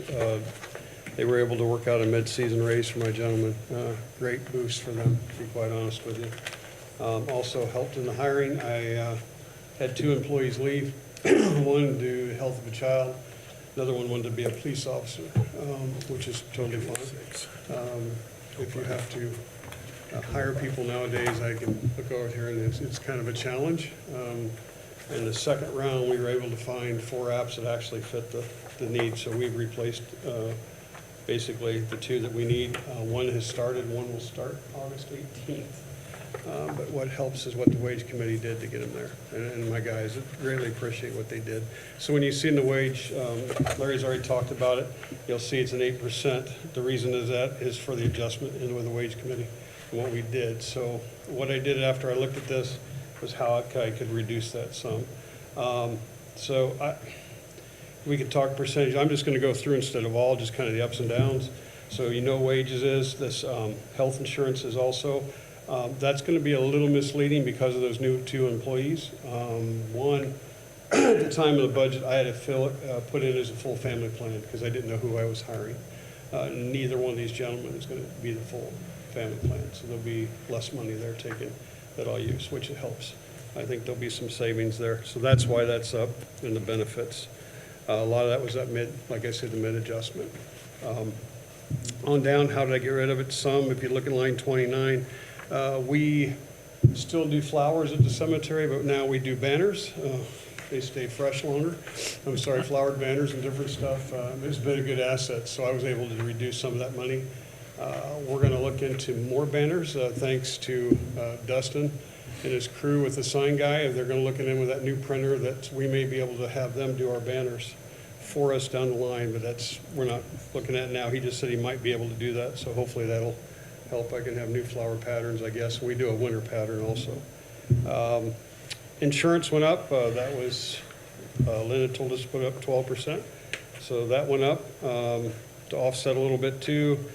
In my 36 account, we went down a couple thousand. I had quite a bit in there for Beaver Dam Tree Service. We've got them pretty well taken care of. I still keep some in for the ones that get split, damaged or whatnot, but we're not cleaning up and taking out widowmakers like we did before. Rentals, I think Larry spoke on it. Our gear is going up a little bit from Wildman. They propose it's coming, so I don't know how much. Capital outlays, it looks like a big one. It's basically 2,000. The reason for that is buybacks of lots, because lots have gone up over the years, and now what they're at, people will come and we deal with emotions. So mom dies, they want to buy for all the kids, and then they realize they don't need them, and then they sell them back to me. So I got to have some money in there to buy them back for that. So we've been bordering. I've had to put a little money in twice now for that, so we put that up a couple thousand. So that's what you see there. Basically, machinery equipment. I had some more things I wanted to purchase but what the wage committee did, I took a little bit out, so I decreased that by 20,000. We're just looking at a mower and to purchase or trade in a gator. So total budget's $945,912. It's up 4.4%. So I was able to cut that down from some. Any questions on that one? Think so. Last one is 6605, and while you're looking that up, I do want you, we've had a lot of calls, and next year there'll be another walking tour. We'll be starting in the fall, here. The 2 ladies have already started, so without these 2 ladies, I couldn't do it. That are doing it, but we've already talked some, and we'll start meeting here before long and pick the next round. So I'm kind of anxious to get that started. We had a good turnout. I had the pleasure of attending it, and it was incredible, and so, yeah, so. Yeah, the actors were great and got a lot of response, and we've actually got some response because the people that couldn't make it can watch them on the internet, on our website. Yeah, I was gonna say, you can watch it on the website too, and it's just fun, because you don't even always catch it all when you're standing there, and then to go back and watch it. Yeah, the ladies do great research and cut it down. And we have people inquiring in different places. A lot of this will be strategic, so we can kind of keep it all in one area instead of you having to walk over that 100 acres and get more out. We'd have to have more shuttle service. So we're going to meet and go over everything. We have once already about last year's, we call it the problems. We didn't have a ton, a little miscommunication in some of it overall. and we're going to try to get a count this year. We believe it was anywhere from 400 to 600 people, but I can't put a number on it. Totally. So I just wanted to throw that out to you. That's going to happen again next year. 6605, in my perm budget, so you understand how this works. This is half the lot sales, of all lot sales go into this account. Kelly can correct me, but I think we're about 950,000 invested, I believe. I think we're just under $1 million, somewhere close to that, I think. Basically, this is where I do my trees. Dustin's gracious enough to come out and help me put some asphalt down and some coating. If you look down into the 36 account, you'll see stone wall work and new road. The new road might change. I want to start developing part of Parsons Farm, but currently right now, we're replotting the Tom Kinch property and looking into purchase that for a couple different reasons. One, I started out just wanting the woods by my back road. I think it would make a beautiful cremation garden. Justin came out, and we talked about why not go after most of it. We don't want Tom's house. So Tom and I have sit 3 times, and we're kind of going to keep his house in, a little bit of the pond there, and then over to Poppy Street for him. And then we're going to try to acquire the rest. So it's being replotted now. Plus, a lot of that area, maybe you guys have known, has not been done correctly. It's kind of all cut up. So we're going to do easements and all that stuff in there, and then get that all cleaned up. And then it will go out to find out what the property's worth. We'll get a couple estimates and then see if he's willing to sell. He is, depending on price is my guess, but we'll see. There's some usable on Sheridan, different stuff. As I looked into this, when Justin brought up, why not get to all of it? One of my board members was in Japan, and they have sanctuary ponds, stuff like that for people to go reflect. With that pond right there, I bring a walkway off my chapel parking lot. It's really easy to do. I've got power there. We can get that pond cleaned up, turn over a lot to Nate Bosch at Grace, so he can try to keep that from that. All that is from stormwater coming in, so we can help treat that before it heads into the lake. That would be great. I think it's a win-win. I really do. A lot of it will lead to nature, but there's some property. I'm trying to get my head since Justin's come out, because I was just going for that. But I can even see Larry taking maybe the road front for some camping. There can be a lot of things we can use it to buy the property, depending on the price. So that road may not get done. I'm still got plenty of lots. I was just thinking ahead to start developing a little bit. So that may change to buying that property. I don't know. Like I say, we're just in the early stages here. But anyway, so that total, sorry, I got off beat there a little bit. It's 145,000. It's up 10 from last year. Once again, if I don't use it, it just stays in, and we keep investing. I bring in, I was talking to Lynn the other day, anywhere from 40 to 60,000 a year into that perm account. So you know, so that kind of helps offset that a little bit. We try to keep that invested. Any questions? I just want to make a comment while we still have several department heads here, and I should have done it earlier. As I was going through the budget book, I just want to thank all of you. I was really impressed with how everyone tried really hard to keep their costs and expenses down, knowing that we don't know what we're going to be facing in the next year or so. So kudos to all of you. Thanks, Cindy. In my line, it helps a little bit too, just so you know, cremation is on the rise. When I started 18 years ago, it was anywhere from 12-15%. Last year, I think I finished at 42%. Almost half. Wow. Yeah, so we're working on a little more cremation gardens and different stuff and columbariums, yeah, to fit that need. Anything else, Sweet? Thanks, Al. Thank you. Street Department. Need every bit of it. All right, start off with 1101, general budget, I guess.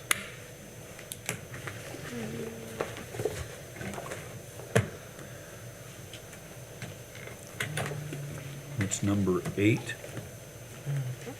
Yeah, number 8. All right. Thanks, Dustin. Okay. I guess it was 1108, didn't it? All right. So there you have, you see this, the increases in the wages that other departments have talked about. We are looking at potentially adding an additional refuse crew member this year. That is just due to the overall growth. These new neighborhoods and stuff you've heard Jeremy talking about with economic development and planning stuff here that you'll hear about here pretty soon. Again, the city of Warsaw is growing. There's more houses. We're getting pretty close to needing to potentially run 3 garbage trucks on a couple days. So that's the need there for an additional employee. We have moved the GIS coordinator and a potential GIS tech into our department as well. So those, you see the increases there with those additional employees as well as the longevity. Before he continues, remember, the explanation sheet was outside of your budget book, and so you could add that. Okay, thanks, Dustin, sorry. Benefits, same as the other increases there. Personal services was the same for an overall personal service total of $4,018,185. Turned out to be about a 6.87% increase from last year, but again, that was combining the GIS department and into ours as well. That wasn't there before, so.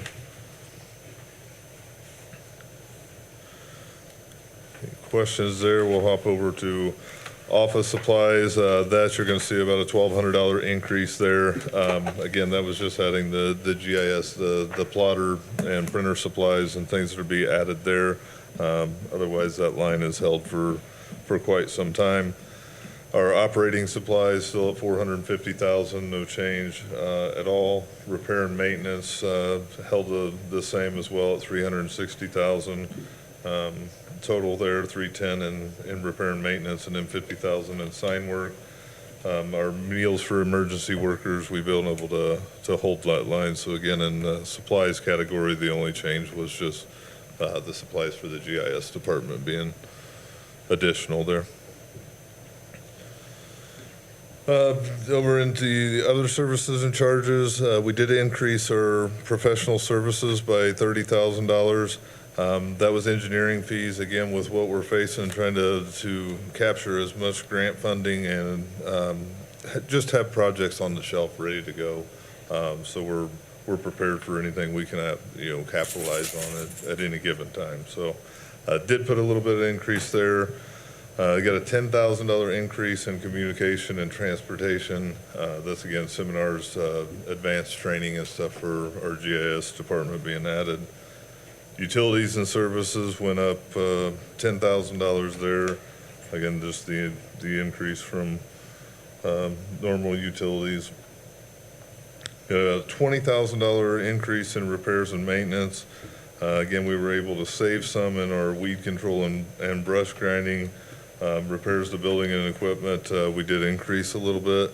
There, just some maintenance as we're going through our growing pains of the new facility. Put a little bit of added there. And then our Esri professional services of $20,000. That's again the GIS budget coming back in.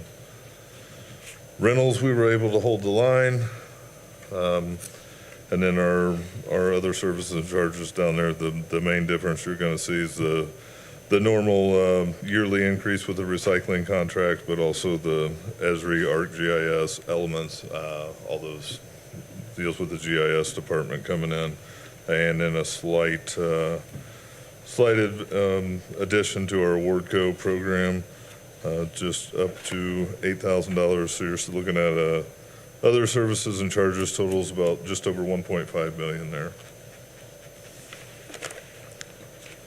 And again, just to echo what Larry said, the Awardco program, thank you, Denny, the HR department, everything they've done with that.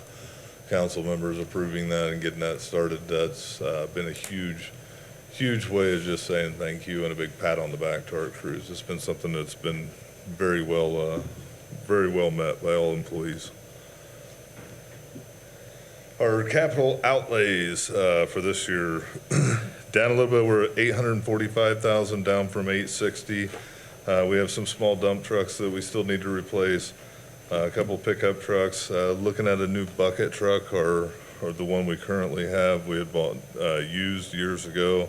It's pushing about 20 years old, so looking at updating that. Our large payloader will be 10 years old next year. That's the one we use to load all those salt trucks and everything, every year. So kind of a harsh environment, but to trade this stuff up before it becomes maintenance heavy on our end and go from there. One thing you'll see in parentheses down there, for next year, we are looking hard, worked with the clerk's office on getting some details on this, but potentially doing a municipal lease to replace 6 of our large plow trucks all at once. The way that would work was you would stagger that out. Instead of buying one each year for the next 5 years, you did them all at once and then just pay a lease, just like what you would for a normal loan. The thing with working with a couple different vendors on that, so not set in stone, but it's definitely a positive look of how to advance in equipment with a minimal yearly increase. So with that total budget of all operating funds there in the general budget, $7,195,805, 5.8% increase overall. I think if I remember, Mayor, I had it down like 4.85, and then we transferred all the GIS stuff in there, so I was trying real hard to stay under that 5, but pretty minimal increase. But again, we're looking at trying to be as frugal and make those dollars stretch as far as we possibly can.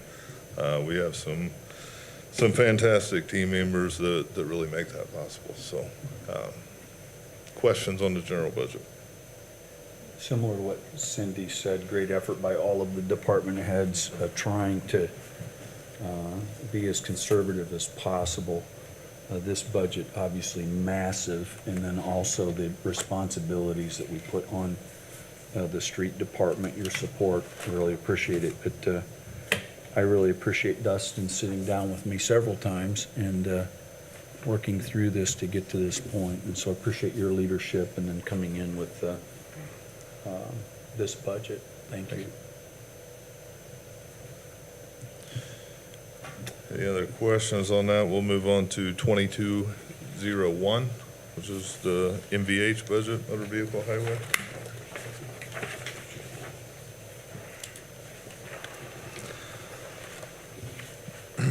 So our operating supplies there, we have dropped $20,000 down to $150,000 again. The council, we built our new salt barn a couple years ago with your guys' approval and on the pathway to be able to store more salt. So when we had light years, we could go back and forth as needed. But so you're gonna see a negative 11%, almost 12% drop on that budget. Repair and maintenance, we dropped again to $50,000. Held the line on our street signs and traffic signals there for supply totals in that 200 category at 220. Repairs and maintenance in our 360 accounts, this is paying contractors to do work. We did drop that significantly as well, down to $130,000 for a total of $350,000 in the budget, which is a negative 22% from last year. And these are all state-funded budgets that come in. So again, we get our projections through Kelly. Welcome, Kelly. I'm glad to see you. But I work with Kelly on that, getting our projections for the year, what we take in monthly, kind of do some calculations, and we look at the overall budget of what are in those funds, what amounts are in those funds. We were extremely heavy in reserves in many of these budgets, which is what we do to save. So when we get projects that we need to string together, like Hodges Addition, that we put leverage towards grant money and stuff, we can kind of hold that line. So at $350,000, this is just a little bit under what we're projected to take in. But again, we just did come off of 3 substantial years of construction where we did some large grant projects. So again, let those reserves stack up a little bit there before we go on for the next thing. So. And confident we can still make a extreme amount of difference in the community at that as well. So $350,000 in MVH. No questions. We'll go to 2202, which is local road and street. In your repairs and maintenance supplies, and those 230 accounts there, that is our team doing the work there. Those are our in-house funds that what we're going to use that for, whether it be paving, patching, or any other kind of maintenance work that we'll do out of there. So that's down a little bit at 200,000. We have $100,000 in contracted work for a total of 300,000. Again, we're pulling a little more out of reserves prior years, so we just became a little bit, it was time to get a little more frugal, a little tight or a little tighter on the belt there for where we're at. So about a 14% decrease in funding available there.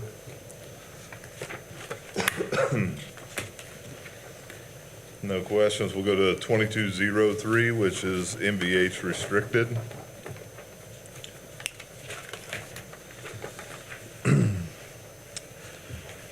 Now, currently, they're making some changes in this legislatively, but for years, it's been your MVH restricted had to match what your MVH fund was as far as dollar-wise.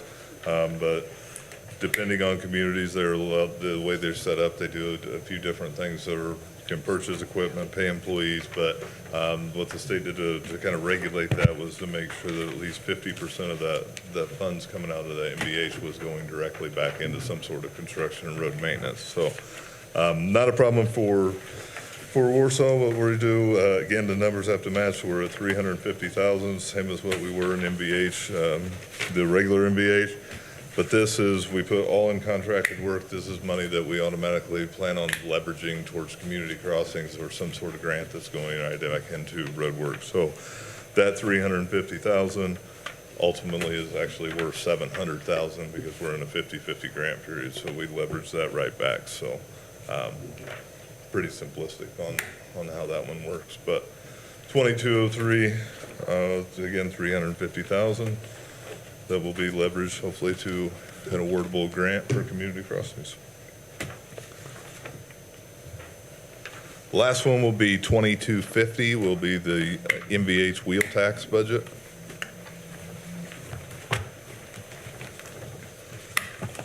And then this one is a little bit lighter than last year as well, about $100,000 complete decrease, but again, still drawing as much as we're comfortable with on obtaining, and we try to be as conservative on those numbers to make sure we're not spending more money than what we're bringing in. But 230s again staying the same. That's our guys doing the work there.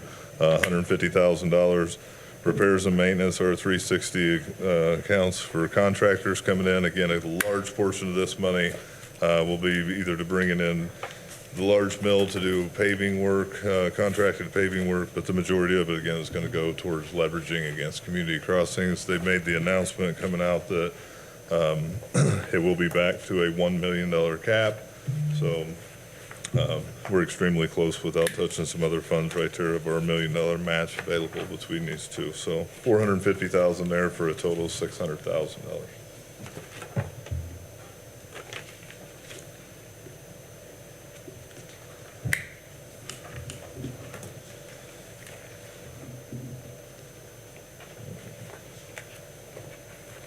All of these budgets, Dustin has done a great job of keeping an eye on what the state is considering and what the state has said they'd like to see happen in the next several years.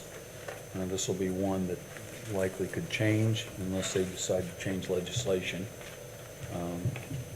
Just appreciate again, like all of our department heads, Dustin advising my office on the best way, working with the clerk treasurer also, Kelly, I'm glad you're here, to use these dollars as wisely as possible. So, any other comments, Dustin? No, again, just proud of all the departments, everything they're doing to try to hold those lines as well, and just being supportive on everything we're up against and moving forward. So, thank you guys. Thank you. Nick King. Mayor Mayor Gross. Radio tomorrow. 2206. Radio tomorrow. What's Can you that? make it? A radio show. Tomorrow morning? Yes. 8:15 Thank you. on the calendar. Looking Thank you. forward to it. All right. Thanks for doing that. Yeah, that'll be fun. I won't repeat everything that you guys have already heard, so wages and salaries, you know, as you guys have set, so our wages are projected to go up about Nick, what 1.44%. number? 2206, sorry. No, I missed it, I'm sorry. Sorry about that. Okay.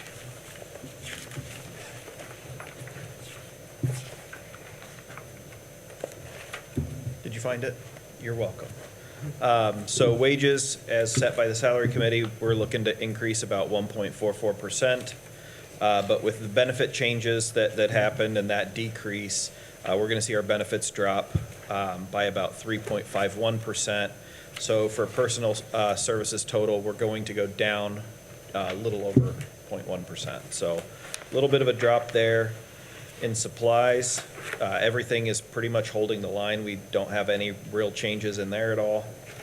Other services and charges, that's where you're going to see some of our budget go up. So legal, engineering, contracted maintenance, we've put a 15% increase in that. As we have been working through some of these state and federal grants, our professional services costs have gone up. I'll touch on those numbers when we get to the capital outlays where we have seen the return on that investment. Travel and printing and advertising, all that is staying the same. As you guys know, the airport insurance is very expensive. We have our own liability insurance out there to cover if, heaven forbid, something happened with one of the aircraft, if a piece of equipment failed and we hit an airplane or something. That market is shrinking. There is a smaller amount of insurance agencies underwriting airports. And so we always budget a 15 to 17% increase. And then once we get our number, that policy renews towards the end of the year. Once we get those numbers in, I work with the mayor and the clerk's office to do a line one cut for that difference. Repairs and maintenance went up about $10,000, as you see. It's just the cost of goods and it's just going up. We did not have to do an increase in our utility services, though. We got lucky. We were projecting to see about a 7 or 8% increase, but because we were successful with the power line lowering grant, we don't have to light any of those towers anymore, and that's going to save us a boatload of money next year. So our utilities are actually going to stay about flat year over year, which that was a very pleasant outcome from the power line project.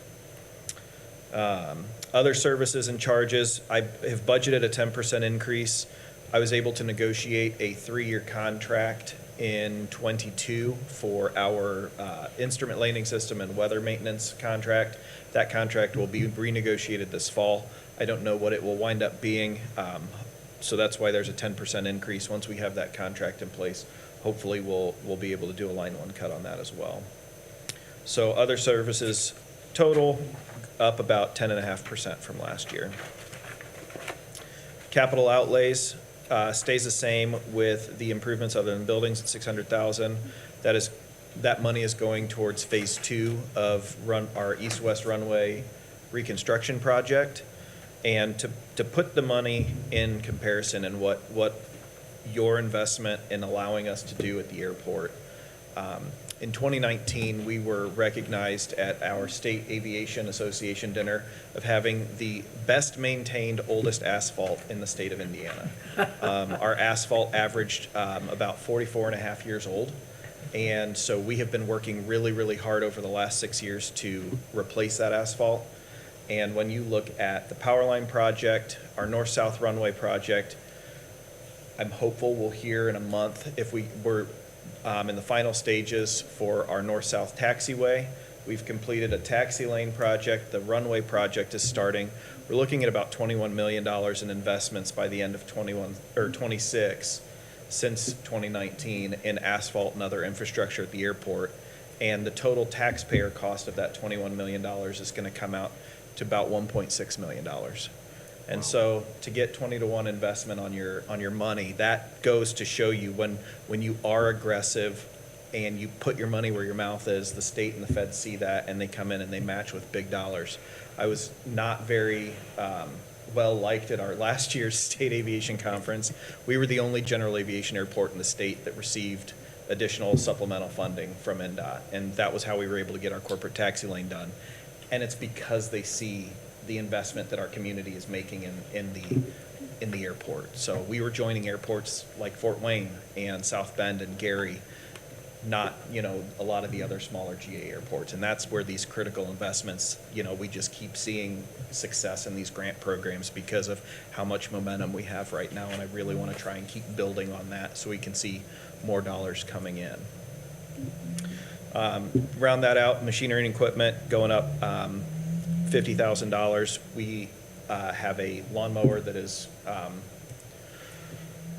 think it's 6 years old now. It's got almost 7,000 hours on it, and we need to replace it. And so that's in, and they're very expensive. So, we've got a lot of grass that we mow out there. So that's where that is. So we've got about a 7% increase in our capital outlays. And so when you get down to the bottom, total year to year, we're seeing about a 4.86% increase from last year. So, any questions on that budget?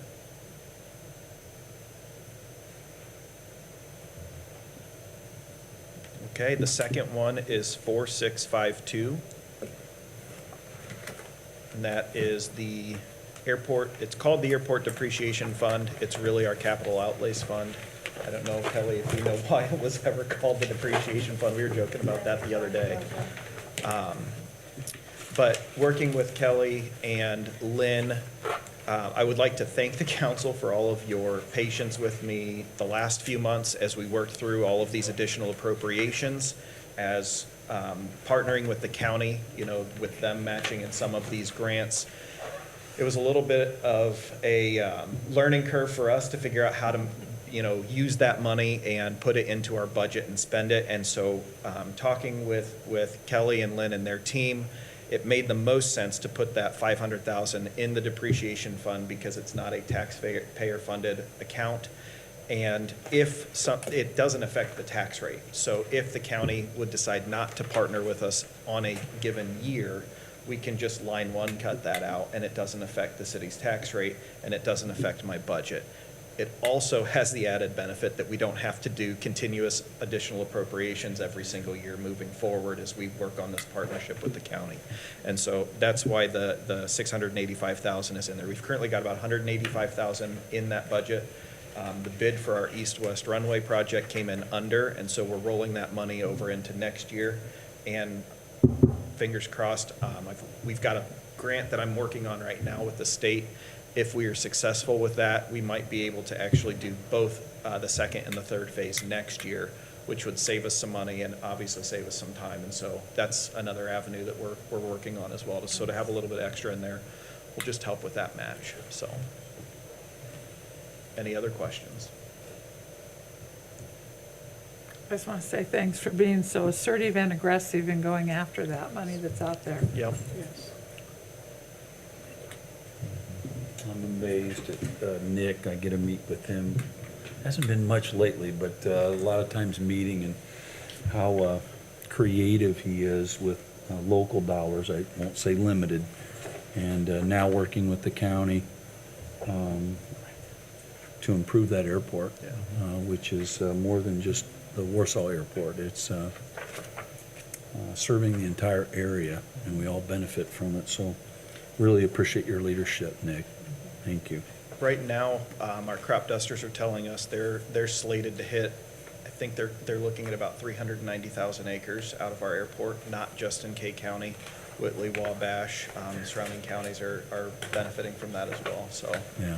we've had a great partnership with a lot of our agri-flight businesses, and it's really paying off. So it's been a lot of fun to have them out there this year. I can personally attest they're in and out, in and out, in and Yeah. out, several times a day. Yep. We had 13 on the field last week. We had 2 other companies come in on top of the one that was based there, and so we've been pretty busy this year, which is good. It's a great And the problem. helicopters. Yep, and the helicopters, yeah. All right, thank you, guys. Thanks, Nick. Building and plan, Justin. Earlier, you've been really patient. Good to see you again. Got a little nap in the back. So I'll try to keep it brief. Like the other departments, I do love to highlight some of the things we're doing. So again, I'll keep it very brief, but our account number is 1101009. So as you pull that up, just wanted to highlight some of the exciting things going on with planning. We've got a $750, up to $750. It's 009. Yeah. Everybody good with the? We've got a $750,000 grant that we're currently working on through the state to demolish the Joe Mack building. So working with Fellowship Missions, we just got the bids in last Board of Works meeting. Looks like it's going to come in well under that budget. So again, the brownfield remediation is something that I find really exciting for the city because it ties in really well with economic development. So once we're able to remediate those old contaminated sites, we're able to work with Jeremy in economic development and get a new use in those and bring life to the Argonne corridor and all over the city wherever we find those. So that's one, and we're able to help improve the environment. So it's one of those things that really helps the city, and it kind of works. We get in and do that work, and then Jeremy's able to work his magic with the economic development side of things. So just something I wanted to highlight. We're also in the process of wrapping up the $3 million sidewalk project, so excited to finally close that out with NDOT and be able to pursue more funding with the Public Works Department and whatever projects we look at in the future. So again, always targeting that bike pedestrian infrastructure and how can we improve the lives of the people in the community. So those are just some highlights from planning. Over on the building side, we have we've really streamlined our process over the last few years. Just to give you an idea of what they're doing right now, amazing team. We're overseeing $53,107,000 worth of private development in the city. So a city of 16,000 people, we're doing that as of right now. I printed out that report this morning. So a lot of permits going through the office, a lot of private investment in the city. So again, really exciting numbers to see there. For the proposed 2026 budget, the Building and Planning Department, I proposed a modest 3% increase overall over the 2025 budget. So that increase amounts to $27,891 for the entire department. That brings our total budget up to $3 million, or sorry, not $3 million, sorry. Scratch that, $1,023,000 and $35. This increase allows us to maintain our current level of service while accommodating the recommended wage increases by the salary committee. So the majority of that increase, $25,891 of that goes to the personnel. So we have wages and benefits, that's about half of that $25,000, and then the employee benefits is the other half. So pretty much the bulk of our increase is just for our personnel. These increases are essential to attract and retain qualified staff, ensuring the effective efficiency in the operation of the department. So again, really appreciate the wage committee looking our way and allowing us to create those increases for our staff. Supplies, I proposed a $1,000 increase for supplies. Again, we try to keep that budget lean, but this is just because of inflation. We just wanted to do another modest increase to supplies to enable us to continue to get what we need for the operation of the office. We also assist the engineering department. They don't have a budget of their own, so supplies that they need as they have added staff also is helpful to have a little bit of extra in there for them. Let's see here. I also added $1,000 to our classes and conferences.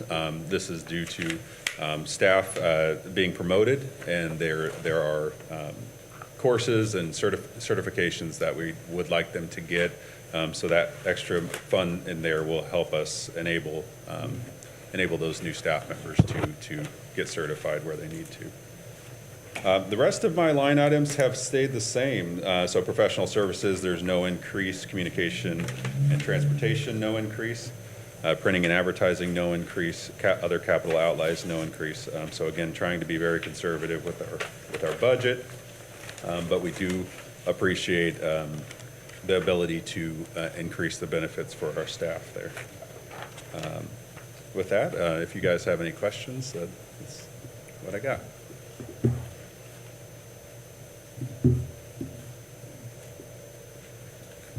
As mayor, I've really appreciated transitioning from council the past a year and a half, all of the department heads,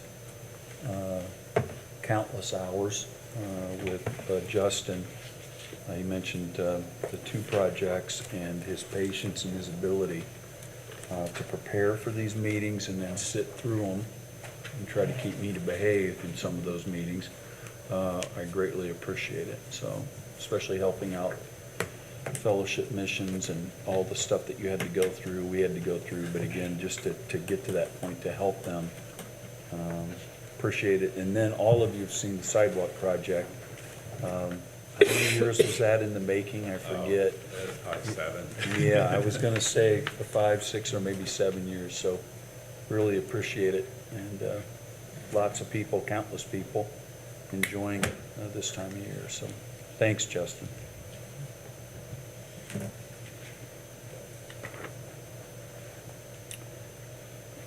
Well, we've made it through several budgets tonight. I want to thank the council for all of your work to help us get to this point. There will be more at our next council meeting.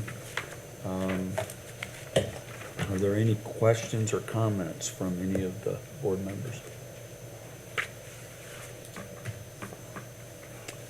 Any questions or comments from, yes? I have several, actually, specifically about the Department of Public Works. Doesn't that department already exist? Or That's a good question. Street Department and Public Works, we oftentimes interchange those words. Creating this position of Director of Public Works, you have to have that department, and as a result, this ordinance will actually create a Public Works Department that will oversee, again, you heard all the reasons why, former departments, we can call them divisions, wastewater, plan, engineering, and street. And so it's sort of a redefining, and actually stumbled on it, reading code, state code, and that's why you had to sit through that ordinance presentation. I can't do that on my own as a chief executive. You have to have the legislature approve. And so basically it's there, but we're sort of redefining what Public Works entails. So oftentimes you think street, and you've caught us over the years interchanging it, street superintendent, Public Works, that kind of thing. It will now be a Public Works Department that will focus on critical infrastructure. okay, so I guess something's not clicking in my head here. So if Dustin becomes a director, do you hire someone new to be the superintendent of streets? That appointment, if the council, through ordinance that they must approve on 2 readings, if they pass that ordinance proposal on 2nd reading, there will be a proposal to change the salary ordinance, which will create the Director of Public Works, which means there will be an opening at the street department, and that'll publicly be, we've been working on that, but that'll be a public announcement if and when we get through this process. Okay, yeah, something's not so clear. That's all right, So- you're fine, that's good. Well, so I think his question might be, do we still have a building and plan department, or is it a division? Well, under the Public Works Department, I look at it as a department, but under code, it'll be like a division Because I think that's of the it. legal And definition. so the street department, as you know, just again, how words can be interchanged, there will have to be a new head of that department that will be created. And we'll run that street department, hopefully as well as Dustin has done. And again, he'll have the ability to work with and oversee and have time to provide expertise and improve communication, not only for that department, but as that department relates with others. Okay, so the other departments in, like, wastewater, I think Brian is the superintendent of that. Yeah. Does he remain the superintendent? He will remain in charge of wastewater, and he will be My hope is, as I've talked to all of them, is that they will continue to do exactly what they're doing, but they'll have better support, communication, oversight, expertise, team spirit than I've been able to provide. And so I'm hoping that with Dustin transitioning into this position, things will actually get even better than what they are now. Justin, for example, is here tonight. Great job. Brian, great job at wastewater. Aaron, which is a part of his department now, engineering, sort of looking at it separately. GIS, you heard in the budget, is moved to street under the direction of this new director of public works. So speaking of budgets, will there be one budget under Public Works, or will they still all have separate budgets? Right, they'll all have separate budgets right now, and again, this will be part of what Mike was asking, the 6 to 18 months or longer, us working through how all that would work the best. You talk efficiencies, you talk dollar amounts. I'm hoping that this new position will help us evaluate not only what we're doing now, but what we can do in the future. And with SB1 coming in less than 24 months, we might benefit greatly from it. So, but again, that will all have to be worked out as this process begins, if the council approves on second reading. So they would still all have separate budgets. When they come before the Board of Works, they would bring the projects related to their division, what we know now as the department, to the Board of Public Works. All those things will happen, just like they are right now. Yeah. So nobody's getting demoted. Well, yeah, I'm just, if it'll go through and he's, Dustin's the director, then what exactly are his job description?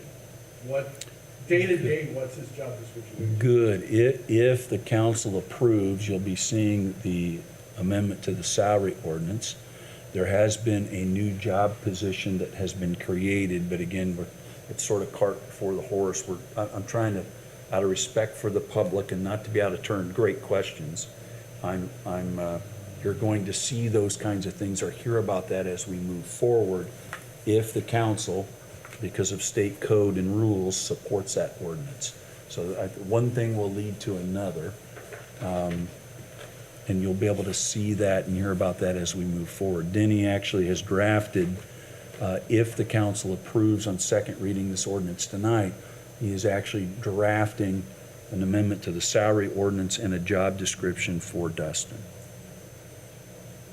That's a good question, and I hope that you'll see that in the next 2 to 4 weeks. It may take some time because of the votes that will be needed, and then we'll all learn more in the next, like Mike said, 6 to 18 months under his guidance, working with, Justin is here. You'll be up here next year with proposing the plan department budget. Brian Davison and Aaron Ott, our engineer. So that's the hope. If people have, let's say someone has an issue or a complaint about whatever, do they go to that department division, or do they go to? That is a really good question, and right now you can call 4 more people. Right now, it's going to be call him, okay? And he'll be able to work through that. It won't be that simple, but that'll be part of the goal. Instead of calling one department head or one department, and then now I got to call another one, and then let's see what the mayor knows, and then that'll lead to another call or delay. The hope is that we can, again, more efficiency, and have that expertise and oversight to help all of these departments not only communicate better with each other, but also communicate better with the public.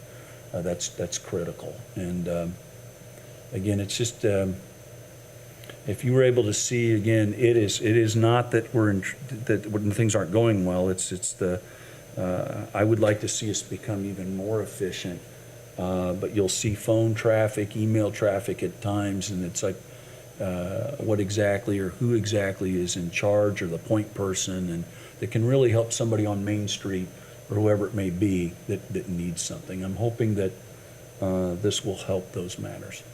Okay, and last question I got, if 2 divisions have disagreement, does Dustin then have to figure out who, I don't want to say wins, but which direction they go, or then or do they take it into you if they don't like his response? I Yeah, guess. oh, How's that work out? Yeah, so the goal will be back to expertise and oversight, that there will be less of the mayor and more of him, but he certainly, the job description, he'll be working closely with me. I'm actually hoping that as he's helping these department heads or divisions that are now part of the Public Works, helping not only internal and then also the community, he's gonna help me. And you heard me tonight, Jeremy Skinner. Because a lot of things Jeremy is doing, and then I have the privilege of doing as mayor, there are just needs that have to be met. And these guys, again, are on it. We're so fortunate. I'm hoping it'll be more effective helping me as I try to communicate with the public, if I'm even needed. The goal would be, it's all quiet up there. And I love it. Jim Smith, our sheriff, oftentimes says when people ask him what's going on in the county, and a lot of times he'll giggle and say, don't put this in the paper, even though it's on the, he'll giggle and he'll say, well, I'm not sure, I'll have to find out. And I'm glad I don't know, because others are taking care of it. And I would say as mayor, that's been my job also.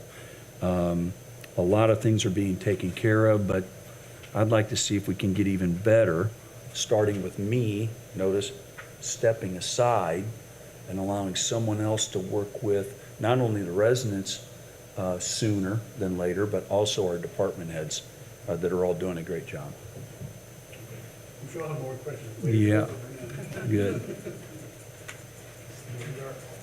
Yeah.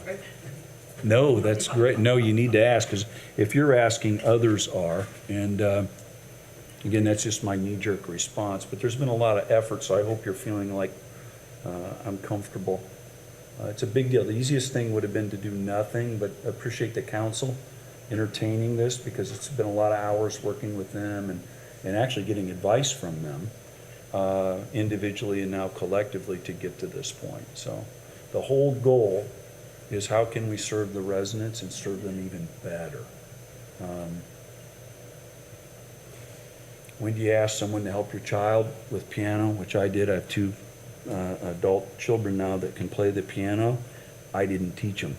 I needed somebody else that had the time and the expertise to work with them, because they were very talented, to get to where they are. And it wasn't done overnight, but you get the idea.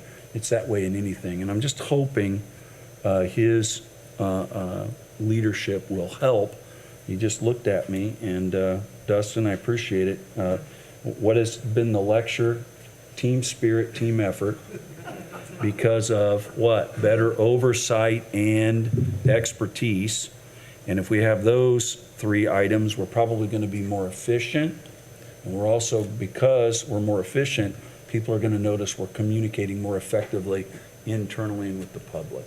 Did I get all of them? You've heard it a few times from me, haven't Yeah, you? you That's hit what them I'm all. asked. But that'll probably be part of his job description. You'll see it, yeah.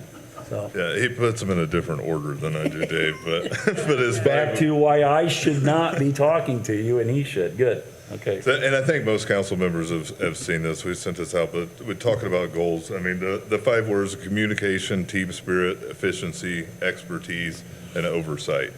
Which the goal is enhanced communication will encourage team spirit, increasing overall efficiency, initiating a driven desire for growth and expertise, creating a limited need for oversight. So that's to drum it up. Again, everybody is doing a fantastic job. It's been fun to get started working with them, but the entire goal here is to just streamline operations to make it more effective and efficient for all involved in our 16,000 residents that depend on what we do and the decisions we make daily. And I will say, I've mentioned not only my office, but also the council working through this. I think a major decision and commitment by Dustin to step into this. You know, it's one thing to ask to create a new department through ordinance and then a new position or new director. His willingness to step out of an arena that he has been so very effective in and take on even more responsibility. I greatly appreciate that. Not everybody's willing to do that. And he has said, I will do it to serve this community. So, did I say it right, Dustin? Okay? I think sometimes too, as a council member, you know, I'll be presented with questions and I'm never quite sure which department, you know, is it street, is it park, is it, you know, where do I go? And it will be nice to have one person that will direct me to that, so I'm not contacting 2 or 3 different departments. What she's basically telling you is sometimes she'll call the mayor's office and I don't know who, and so I'll make several different phone calls and then somebody will get back to her. I would like it to be a little more efficient, and so that's the hope. And again, obviously, you know, Nick is still here. Nick, you're still here. You know, the other department heads have their jobs. This is mostly related to critical infrastructure day-to-day, as well as short and long-term planning. You heard all the zeros tonight, didn't you? Community and Economic Development Director, as well as the street department. Nick's playing around with a little bit of money also, you get the idea. And again, it might be helpful for the city if I can, maybe the basketball analogy, I know how to shoot baskets and run an offense, but I'm not very good at defense. Why don't I bring somebody in that can do that to take a very good team to even a higher level? If that simple analogies always break down, but that might be one tonight with Todd here and the basketball. So I just really believe we have 4 very good departments or divisions as we look at the ordinance, that with his leadership, we can provide, again, that team spirit and better service for the community. Good. And more, it'll be good. It's not over. We still have several other meetings to get through, so.